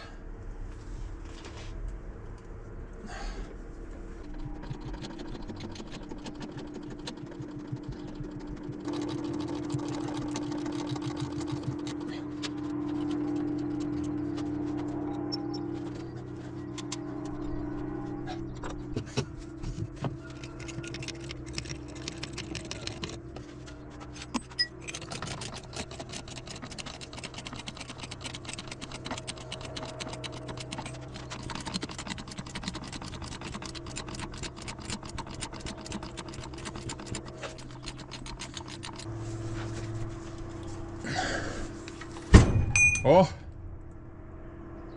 You guys saw that? The freaking Soviet jack!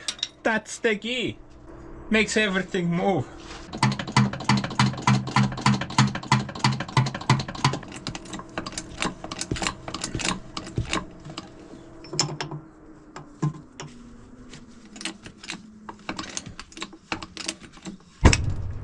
Oh, блядь, райс.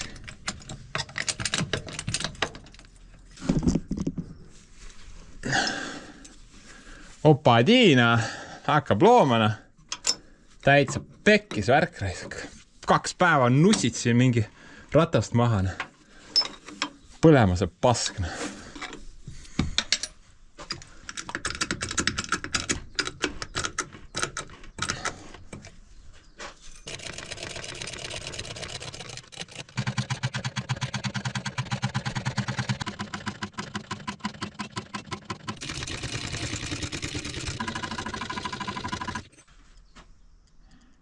Through and through. Even a little bit of daylight here as well.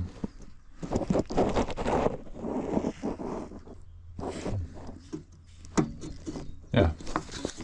Daylight, see?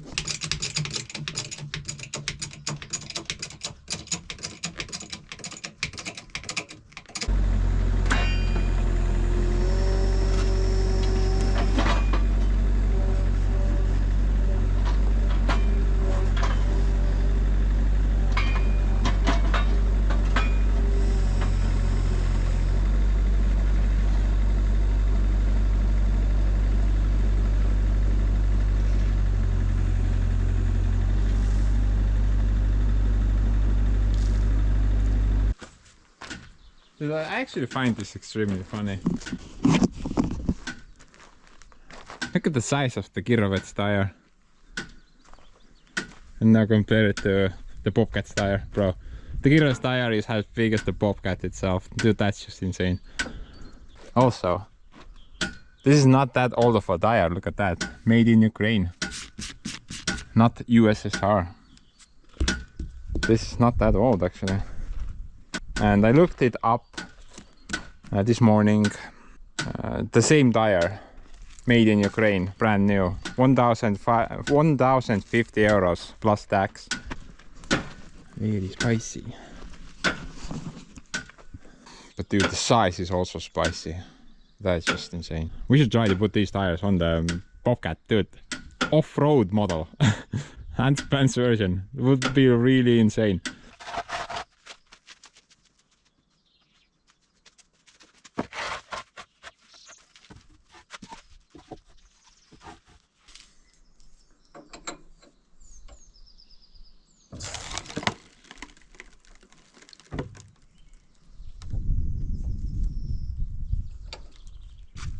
Yeah, front end is pretty heavy on this guy.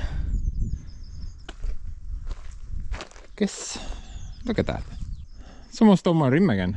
Man, what is this? Detroit now? What a bloody mess. Oh, at least we have 2 more. Yeah, I've been kind of thinking here, guys, for a bit. Actually, since 5 minutes ago. I figured why I already have like 2 wheels off. Maybe I'm gonna keep going, you know, get the other side off as well. And then I could put maybe like new wheels on it all together. Maybe I can get like a cheap set from somewhere. They don't need to be new, like half new would work for me as well. And then I could also do the fenders, paint the insides, do whatever business I need to do behind the wheels, you know. I could get that out of the way. Then I wouldn't need to take the wheels off anymore. I think that's a pretty solid idea. Honestly, I don't need this guy anyway, so this dude can stay here on the pit. And I think I can even do the sawmilling part with the Kirovets being here. However, that Kirovets has to go and the Volvo has to go, but this guy can stay, no problem, I believe. I guess this mission just kind of turned into like a bigger mission as of this time, and I think it's gonna be worth it. Then I can at least get some parts of the bodywork done on the guy as well, right? I've been wanting to do that for a while, and I always figured I'm gonna start from the front end, you know, rebuilding these boxes. But I guess I'm gonna start from the wheel area instead. That kind of makes sense now because I have 2 wheels off. All the work is already done. Just need to get the other 2 off as well, but I'm not gonna bother with it right now. The current mission is to fix this leaky cylinder. We should be able to nicely access it now. And now I can see like a bottle over there, right? I guess my suspicion was confirmed now. You know, there's like a little O-ring, or there's supposed to be one there. I'm pretty sure that's leaking, and that's causing the majority of the liquids on the ground at the moment. But obviously we're gonna do like an entire rebuild on this cylinder. The only questionable thing at the moment is the wiper seal, because I was unable to get the original thing. And now if that guy is okay, then we're gonna just reuse that. Everything else will be changed out. Should be able to undo it now. Yikes.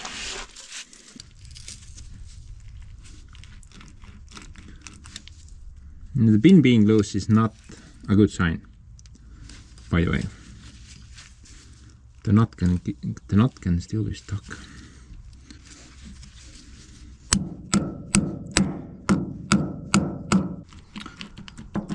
Look at that. The pin is pretty worn as well. And maybe we can do something about that also.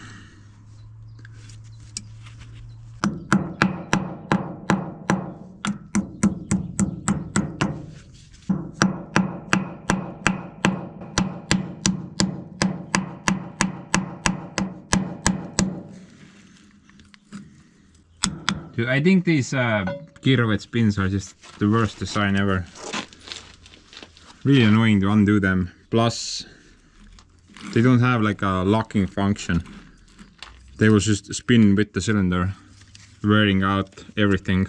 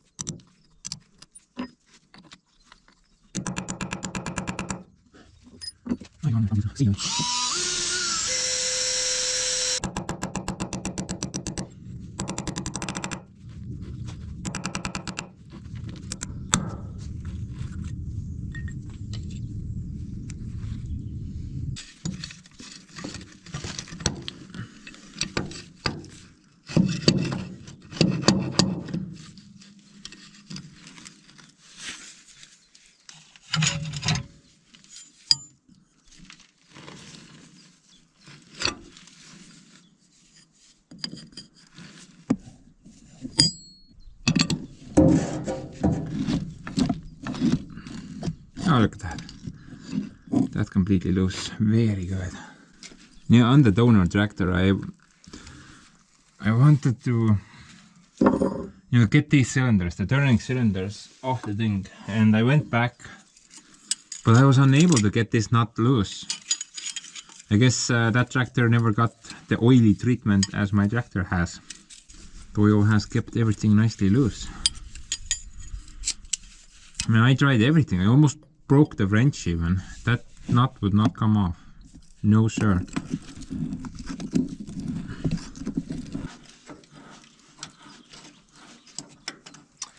But yeah, imagine doing all of this with the wheel still being here. Not doable, I would say. Honestly, the pin feels pretty okay. There's like a little groove to it. Less than a millimeter, I would say. So that means the bushings on the cylinder are screwed.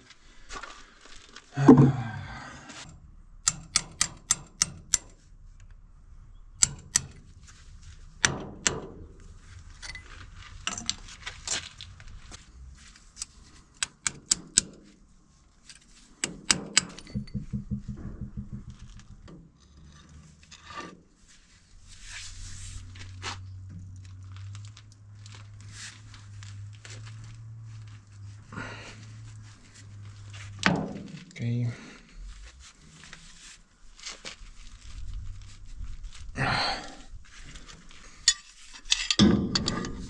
See guys, this guy never got its oil treatment.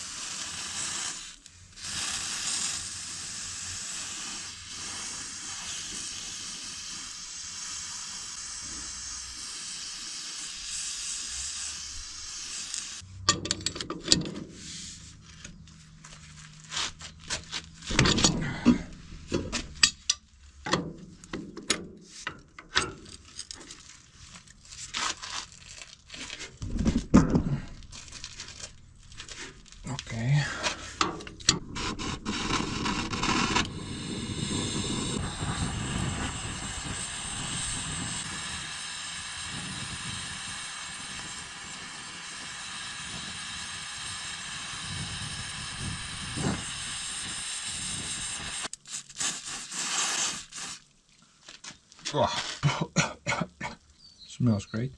But dude, if this doesn't work, then we have to do the next thing. I don't know. Probably bring out the welder. Do something with that. I don't want to break the ground nut. Pretty sure I don't have a spare. But if nothing else, then we'll do that.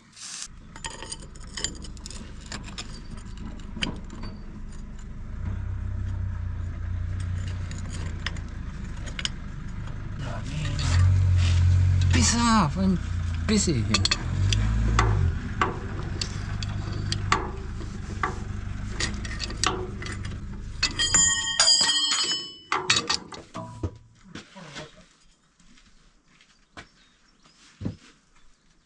Get off my damn lawn! What lawn? That's an iron mine. What now? An iron mine.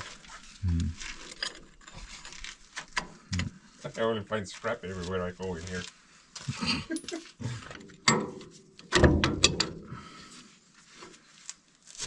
Nope. What are you doing? I'm trying to get this off. Being very unsuccessful. With a finger and said, Piss off! Piss off! Didn't it work. didn't work, yeah.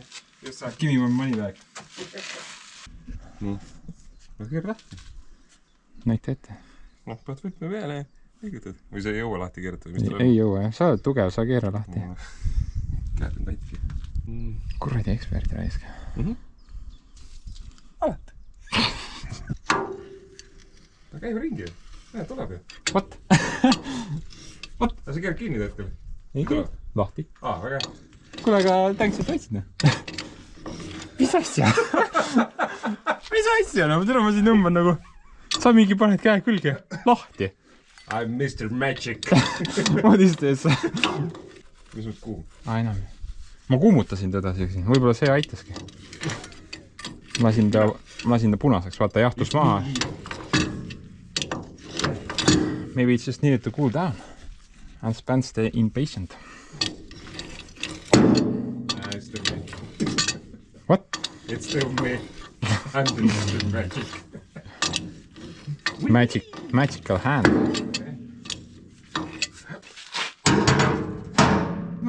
Give me my wrench back. No. It's mine now. Put it on the tab. 24 ainult või? See on nii väike. 24 000 euri. Teine pool ka või? Ei, too tuli juba ära. Thanks for your help, mister. How much do I owe you? $500,000. Only? Yes. Let me pull out my sock. I'm a cheap guy. Not that crusty suck. All of your keys. What? No, this side of the tractor is actually extremely oily all over the place. I think the power steering is maybe the main culprit. That unit over there.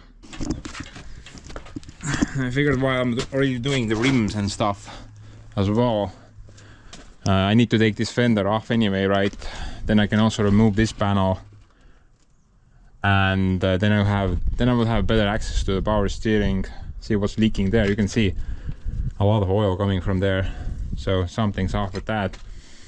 And I got a strange feeling that the old girl is gonna stay here for a while. Maybe the entire summertime. That would be kind of sad, but then again, everything's necessary, right? We need to fix everything.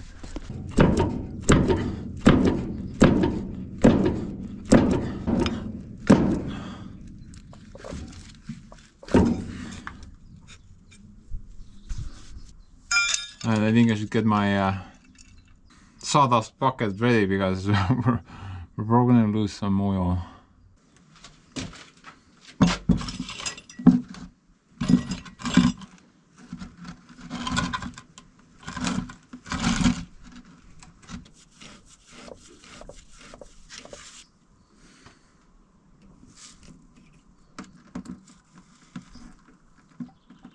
Okay.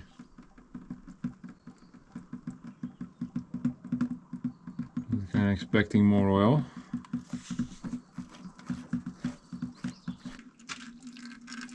gotta remember this very important thing. Black zip tie for the bottom connection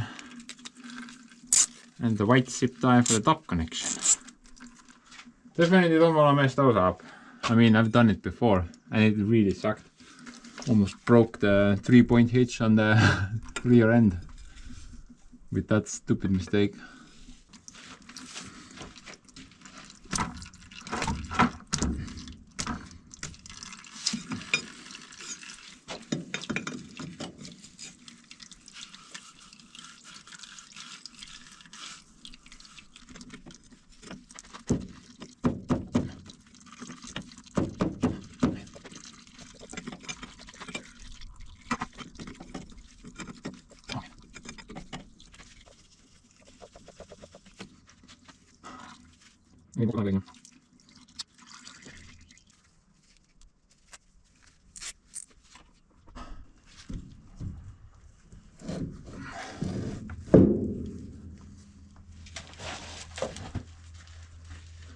Got like a convenient bone part down here to rest the cylinder on. This thing is actually pretty heavy.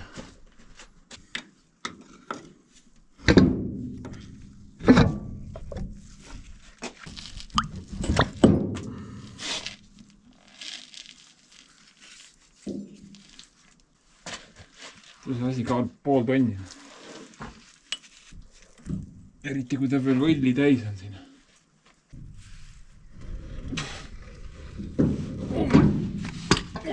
Puts!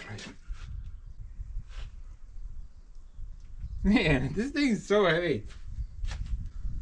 Not sure if it's the amount of gunk on it or the oil in it. And this is the same cylinder I built my lock splitter out of, and I don't recall it being that heavy. But now I know why there's so much play at the other end. And the bushing is kind of toast on it. Bits and pieces. Nothing much left there, sadly. Maybe we can get like a new bushing for it, not sure. And the front one is still intact, that's good. Now we need to clean this guy up before we take it to the workshop, definitely.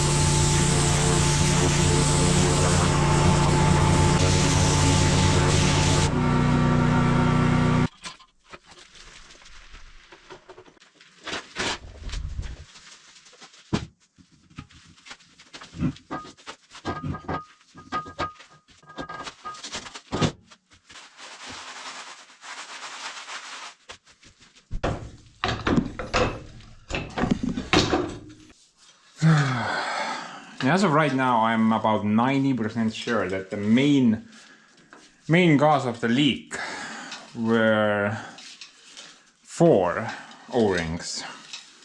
And I'm thinking that the internal seals of the cylinder itself are not bad. So there's an O-ring there, at least there's supposed to be another one there, another one there, and another one there. And if I recall, all the leaks kind of happened from up top. So the entire cylinder was wet from the bottom, it leaked from there, it leaked from there, and also both of those. But I don't recall the ram itself being wet, honestly. But I think we should still open it up and replace all the seals out, because you know, hydraulic seals, they can just kind of go overnight, just like that.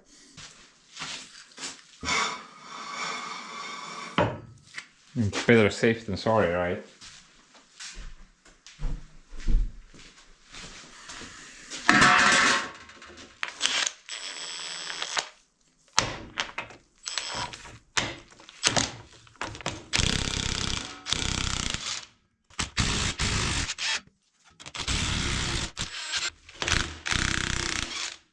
By the way, I love this cylinder design. By far the easiest to open them up. Although, because of this design, it has more seals, more O-rings than a normal cylinder would have. A little bit of negativity as well.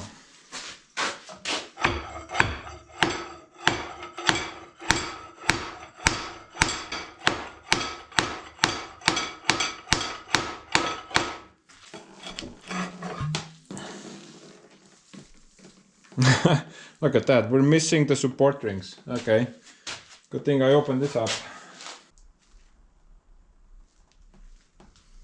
The board looks perfect. Nothing weird going on here. And this end does have that O-ring. Maybe it's bad. But yeah, both the support rings for the O-ring are missing. And I think there is something missing there as well, maybe. Yeah, here the support ring is still there. I wonder where those two are. Kind of weird. Probably somewhere in the hydraulic filter by now.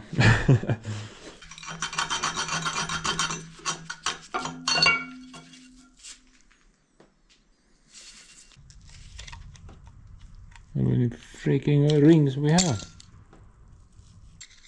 Okay, I've never seen this setup before. A spring washer? Really? Is that part of the deal? Someone forgot to add one on this side. So maybe it leaked from there. Not sure if there's a seal there as well, or some type of a ring.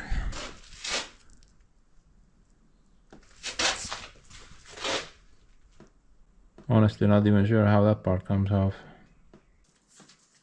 And once we pack everything together, I'm gonna do a pressure test, just to make sure nothing leaks.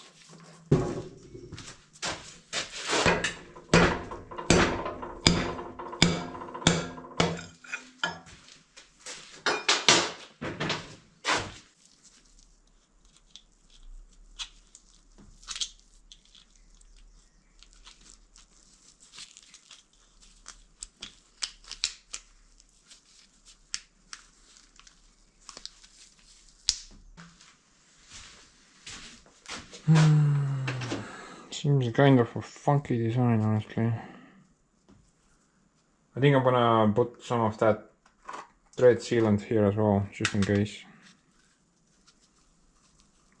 I don't trust these O-rings too much.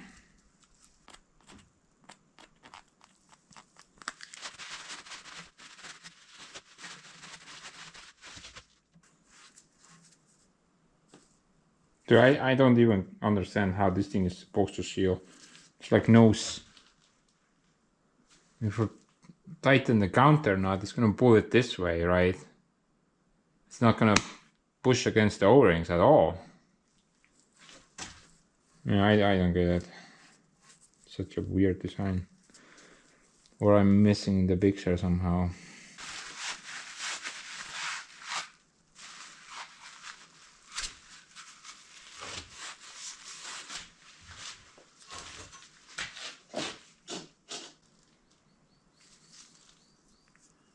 Yeah, the bigger O-ring seems to work a bit better.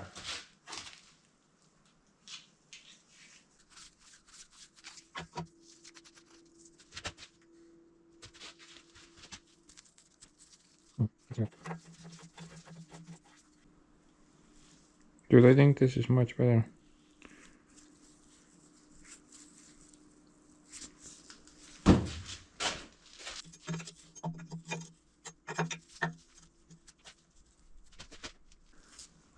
Sure. Maybe let's leave the bottom one for now. We'll do a pressure test later. See, maybe both of them are fine. Nice for that little dirt. Honestly, not sure. First time ever I see a spring washer in there. So that's kind of new. Someone has went all out of insanity, obviously. I think this is supposed to have like a similar situation to a piston seal. I mean, we have pressures on both sides, right? So we need support ring, then an O-ring, and then another support ring. Something like that, I think.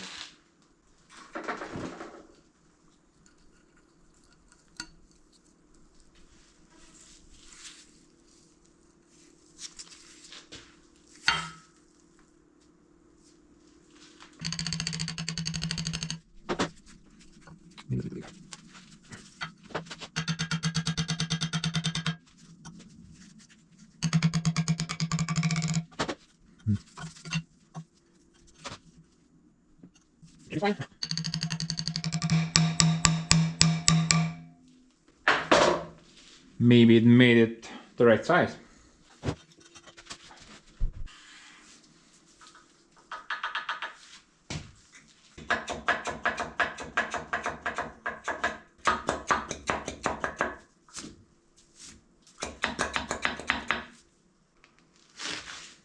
Well, that seems pretty normal.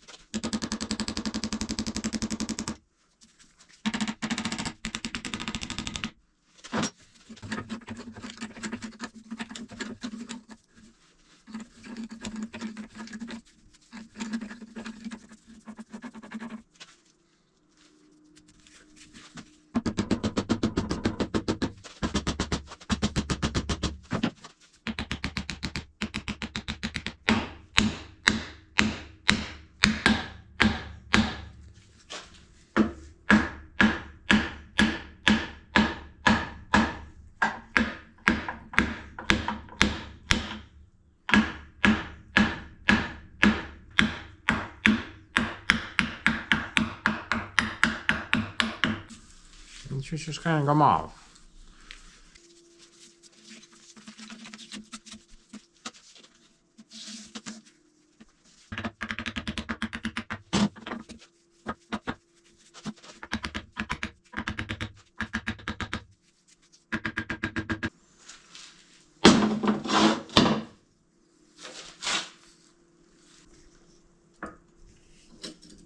Okay, that's not good.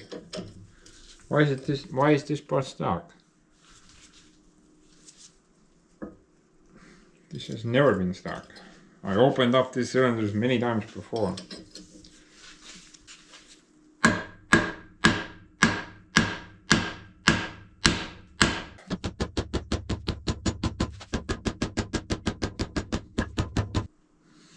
It shouldn't be stuck. The thing is just kind of there. There's no threads in the piston. It just kind of slides on.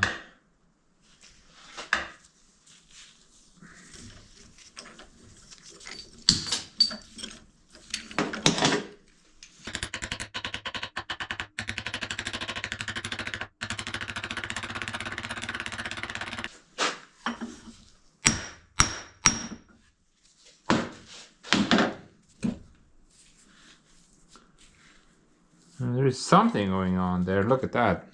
Bunch of metal shavings.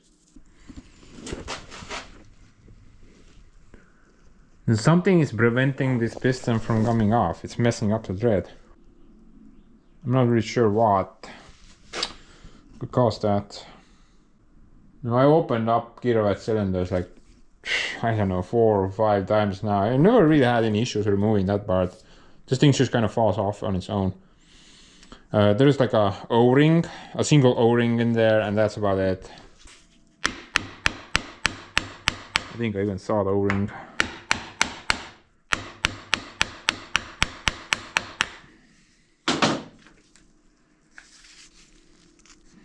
Yeah. Somewhere over there. I'm unsure about this part though. What's going on there? Maybe something has changed ever since this was assembled. I'm pretty sure that part is made out of aluminium actually. Yep. Non-ferrous metal. Jigsaw aluminium. Maybe because why it was so loose. With time it broke something inside or developed some type of a sharp edge, and that's not coming over the threads. If I try to pull this guy over the threads, I am gonna destroy either the threads or the inner surface of this piston. So full bar both ways, right? No good solution here. Maybe we don't need to go exploring inside there. I mean, I don't recall this guy leaking. I mean, the entire cylinder was oily, but I think the ram was dry. I don't want to destroy that part by trying to extract it.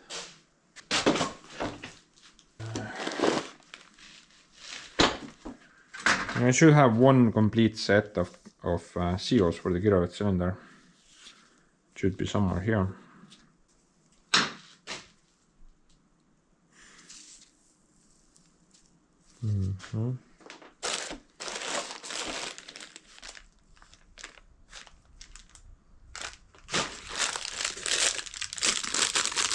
I was looking for this. Okay.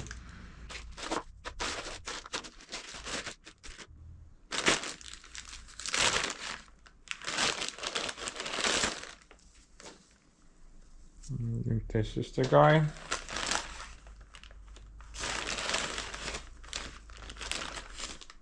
Yep, this is the guy, but I have where are the support rings, brothers?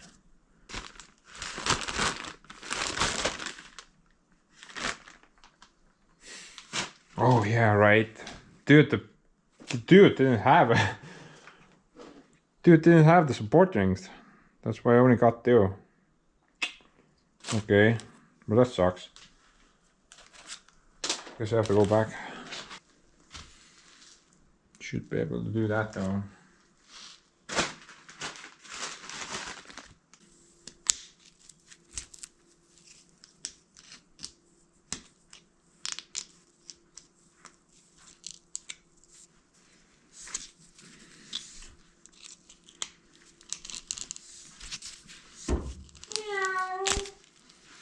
Get off my damn lawn! What lawn? It's all concrete. That's my lawn. Look what I got. Ooh. Stop stealing steel from me. That is mine. It can be yours for $5.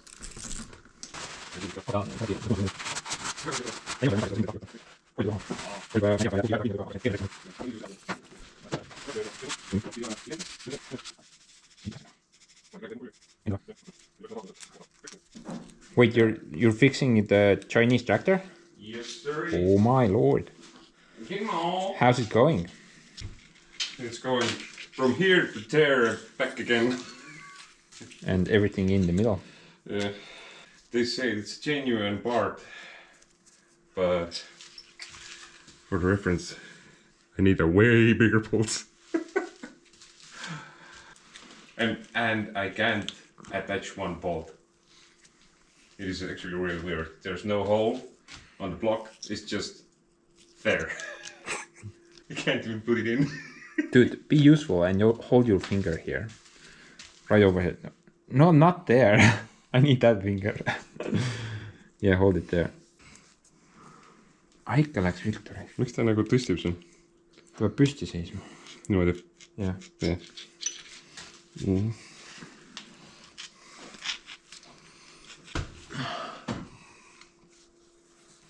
Peaks seisma.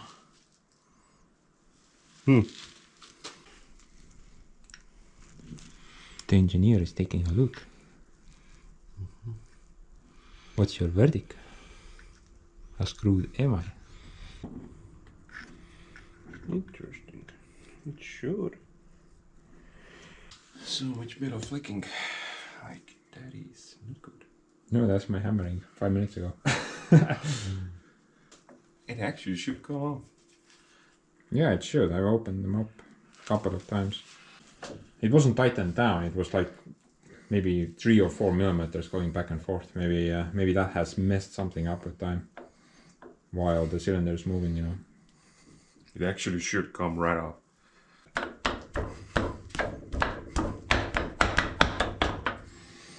And it gets...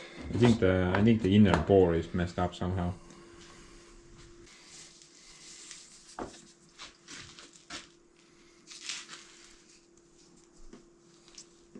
I'm so good helper.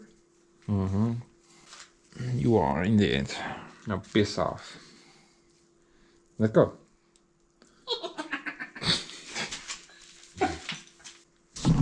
Okay. I will try to get it fixed and Yeah. deal with news later. Bye bye, loser.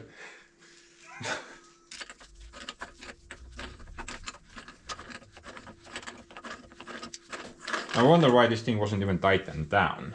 I mean, it was flopping around like 3 millimeters at least, right? This thing needs to be tightened down so it doesn't move. It doesn't need to be like super tight or anything like that. It just doesn't need to move.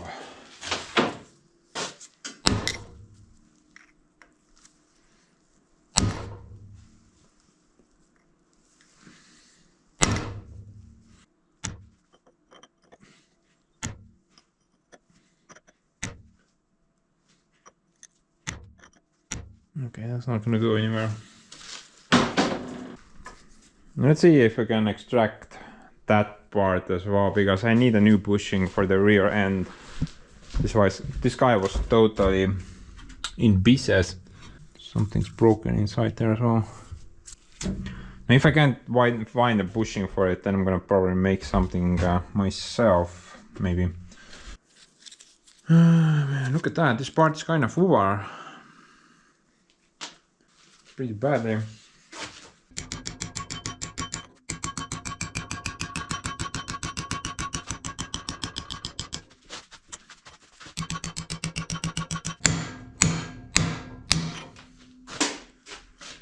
Bye bye, pin.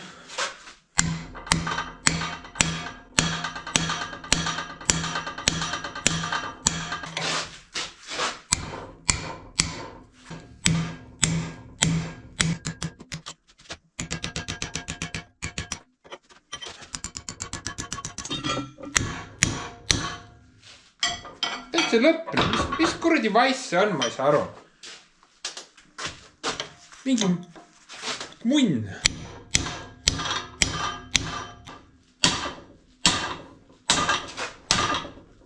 Hold you piece of crap.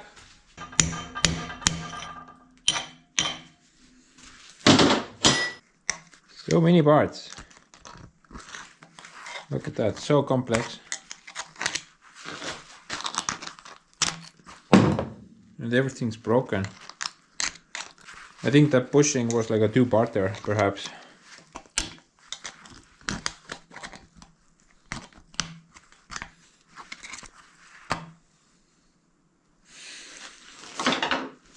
This is some seriously over-engineered stuff by the Soviets.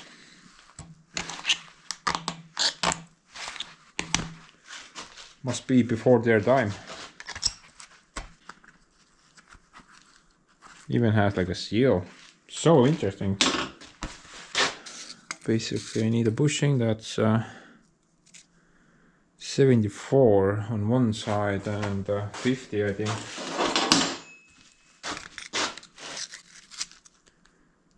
$48. Okay, so this is kind of worn down, I'm guessing. 49. Should be 50. I'm gonna go to the seal shop tomorrow anyway, and the bushing store is just over the road, so I'm gonna drop by that place as well.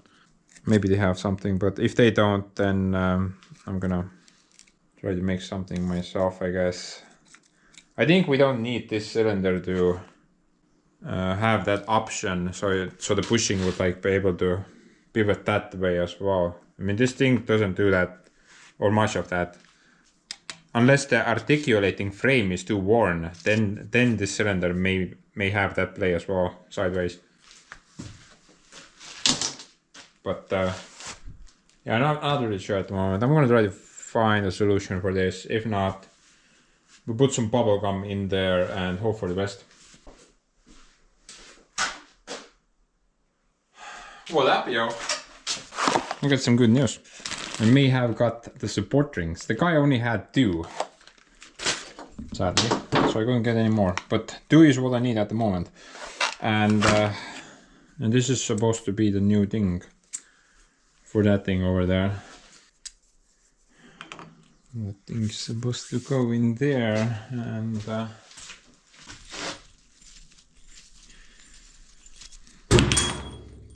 fingers. And the other part goes there. Okay. Very good. Unbelievable that they had this in stock. Maybe it's a common thing. I may have one more layer of good news about the tire situation, but no more on that bit later. Now, do I need to freeze this in order to install it? I mean, it looks like it just kind of wants to go in there, but there's like uneven edges. There's Soviet cast steel, bro. I don't think that's very precise.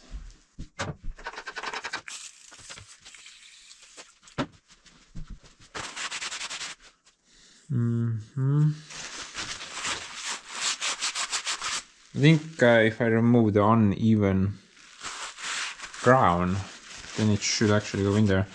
There's like a little groove inside the housing as well. I think the old bearing has just kind of gone like that, grinding the little housing away. So I don't think we need to freeze anything here. It's actually too loose. We just need to get it in there.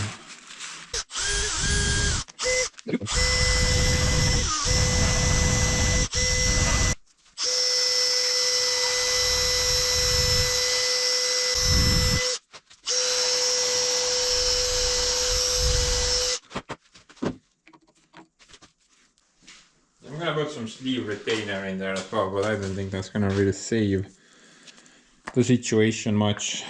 Actually, and the original bearing has made some gouges in there. Maybe you can even see from the video. So this guy will most likely spin inside the hole as well, but I think that doesn't really matter.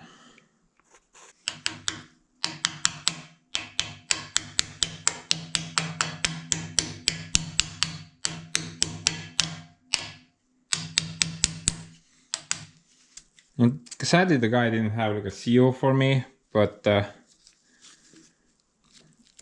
maybe we don't even need one. Now I found this at the $2 store, so maybe we can use this. This is like a shaft seal, but it's almost the right size. It's just like slightly too small. It's 50 times 72, but it's supposed to be 50 times 75. But maybe this is fine, maybe this doesn't matter. We just need to make some type of a cover so this stuff doesn't fall out of there. Or maybe we can use this part somehow.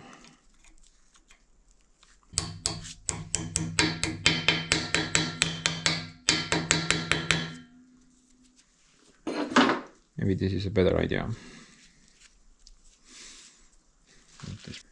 Yeah, this is too fat now. Okay. Whatever, let's use the old seal. I think it doesn't matter that much.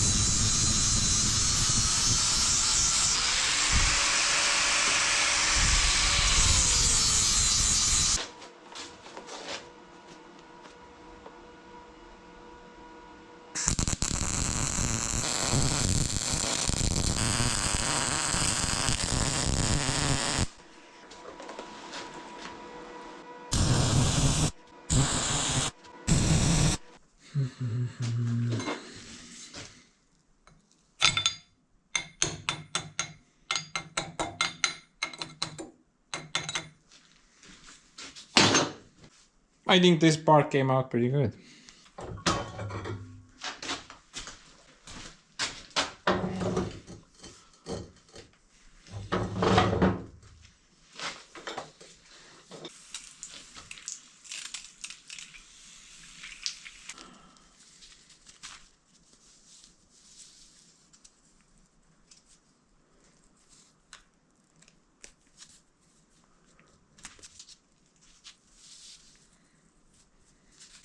I wonder why in every Kirovet cylinder I've opened,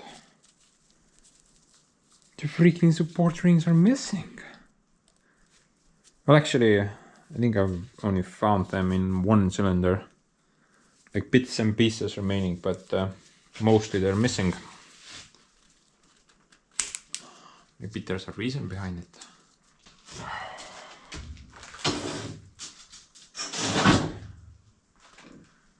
Oh man, dude, I took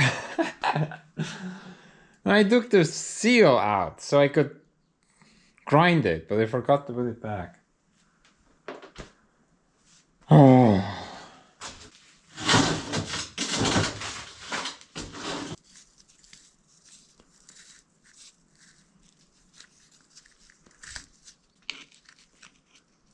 No pressure though. Still got it in there, although I'm pretty sure that's not gonna do anything.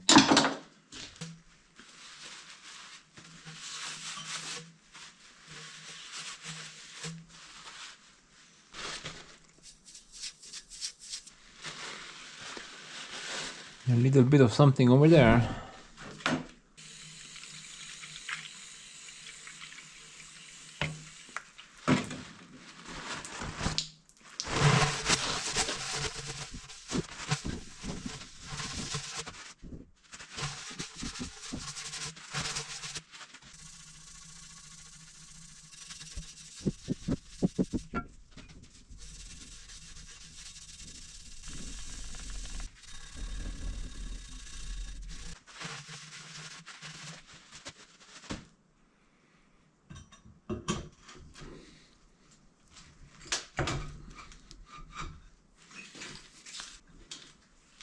No.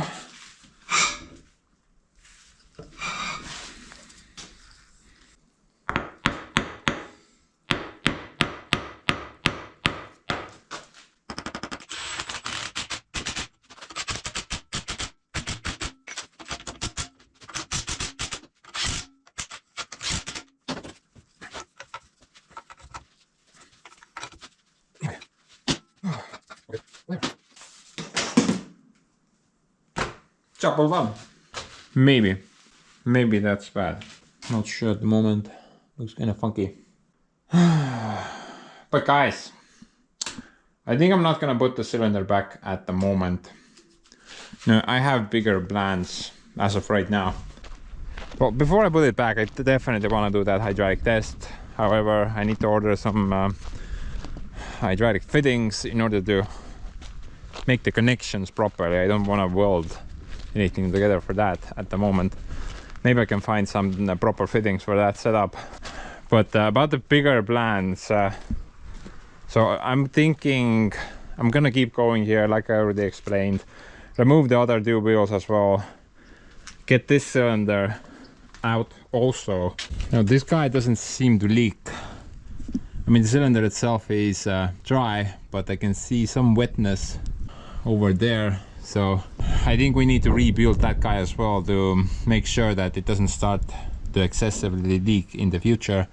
And once I do that, then remove the fenders, remove the side skirts, figure out if anything is leaking on the side part of the tractor, fix that if that's true. Beyond that, you know, just kind of focus on cleaning everything up. I'm probably gonna either rent or buy a hot water pressure washer, then I can properly clean the sides. And once all of that is finished, then I'm gonna try to find new tires. About the tires, by the way, you know, tomorrow I'm gonna go to a place where the guy offered to sell me like an entire set of half-used Kirovets tires for about 1,500 bucks. I think if they're even remotely better looking than what I have, I'm gonna buy it. But at the moment, I'm not sure what will await me once I arrive. Now, if we're not gonna do that, then I'm gonna try to find like a single tire from somewhere. And once all the work is finished, there is a lot of work, by the way. But once that is finished, before I put the tires back, I'm gonna start painting everything I have access to from the bottom side. So, you know, the frame, maybe something behind that as well. It just kind of depends how good of access I have, you know. Well, I want to make sure that the paint job looks kind of okay. It doesn't need to look superb, it just needs to be okay-ish. About the engine and the gearbox, I'm not planning to paint those until I remove them from the machine completely. I think it's kind of pointless to try to paint the engine on a machine itself. It's just gonna be like a really piss poor job. Rather just pull the entire unit out and then paint it on a stand somewhere and then install it back. So about the gearbox and the engine, I'm not planning to paint those. Just every part of the frame I have access to, basically. Other than that, should be pretty okay. But you know, I'm not immediately gonna continue with this project. I actually want to do something else. I want to finish that guy up so I can get it off the bat, and then I'm probably gonna start doing some spaceport work as well, because I don't want that to run late into the winter. I guess I just want to get the bats down, and during the winter time we can build the sheds or roofs or whatnot. Then it's not really time sensitive work anymore. Just need to get the concrete down before winter hits. So this guy will probably stay here for a while. But yeah, I'm feeling good about this. I think you know, I think that wheel breaking, I mean, sorry, the tire breaking is the start of something bigger. You know, we're actually diving into the machine now, not just kind of trying to put out fires left and right. We're just actually going into the thing, and hopefully it will look a lot better once it's finished. So I'm gonna go I'm gonna go do the next thing, and I'm gonna wrap this mess up. Hopefully this was worth it. Thanks for tuning in again, and I'm gonna see you in the next one. Bye bye.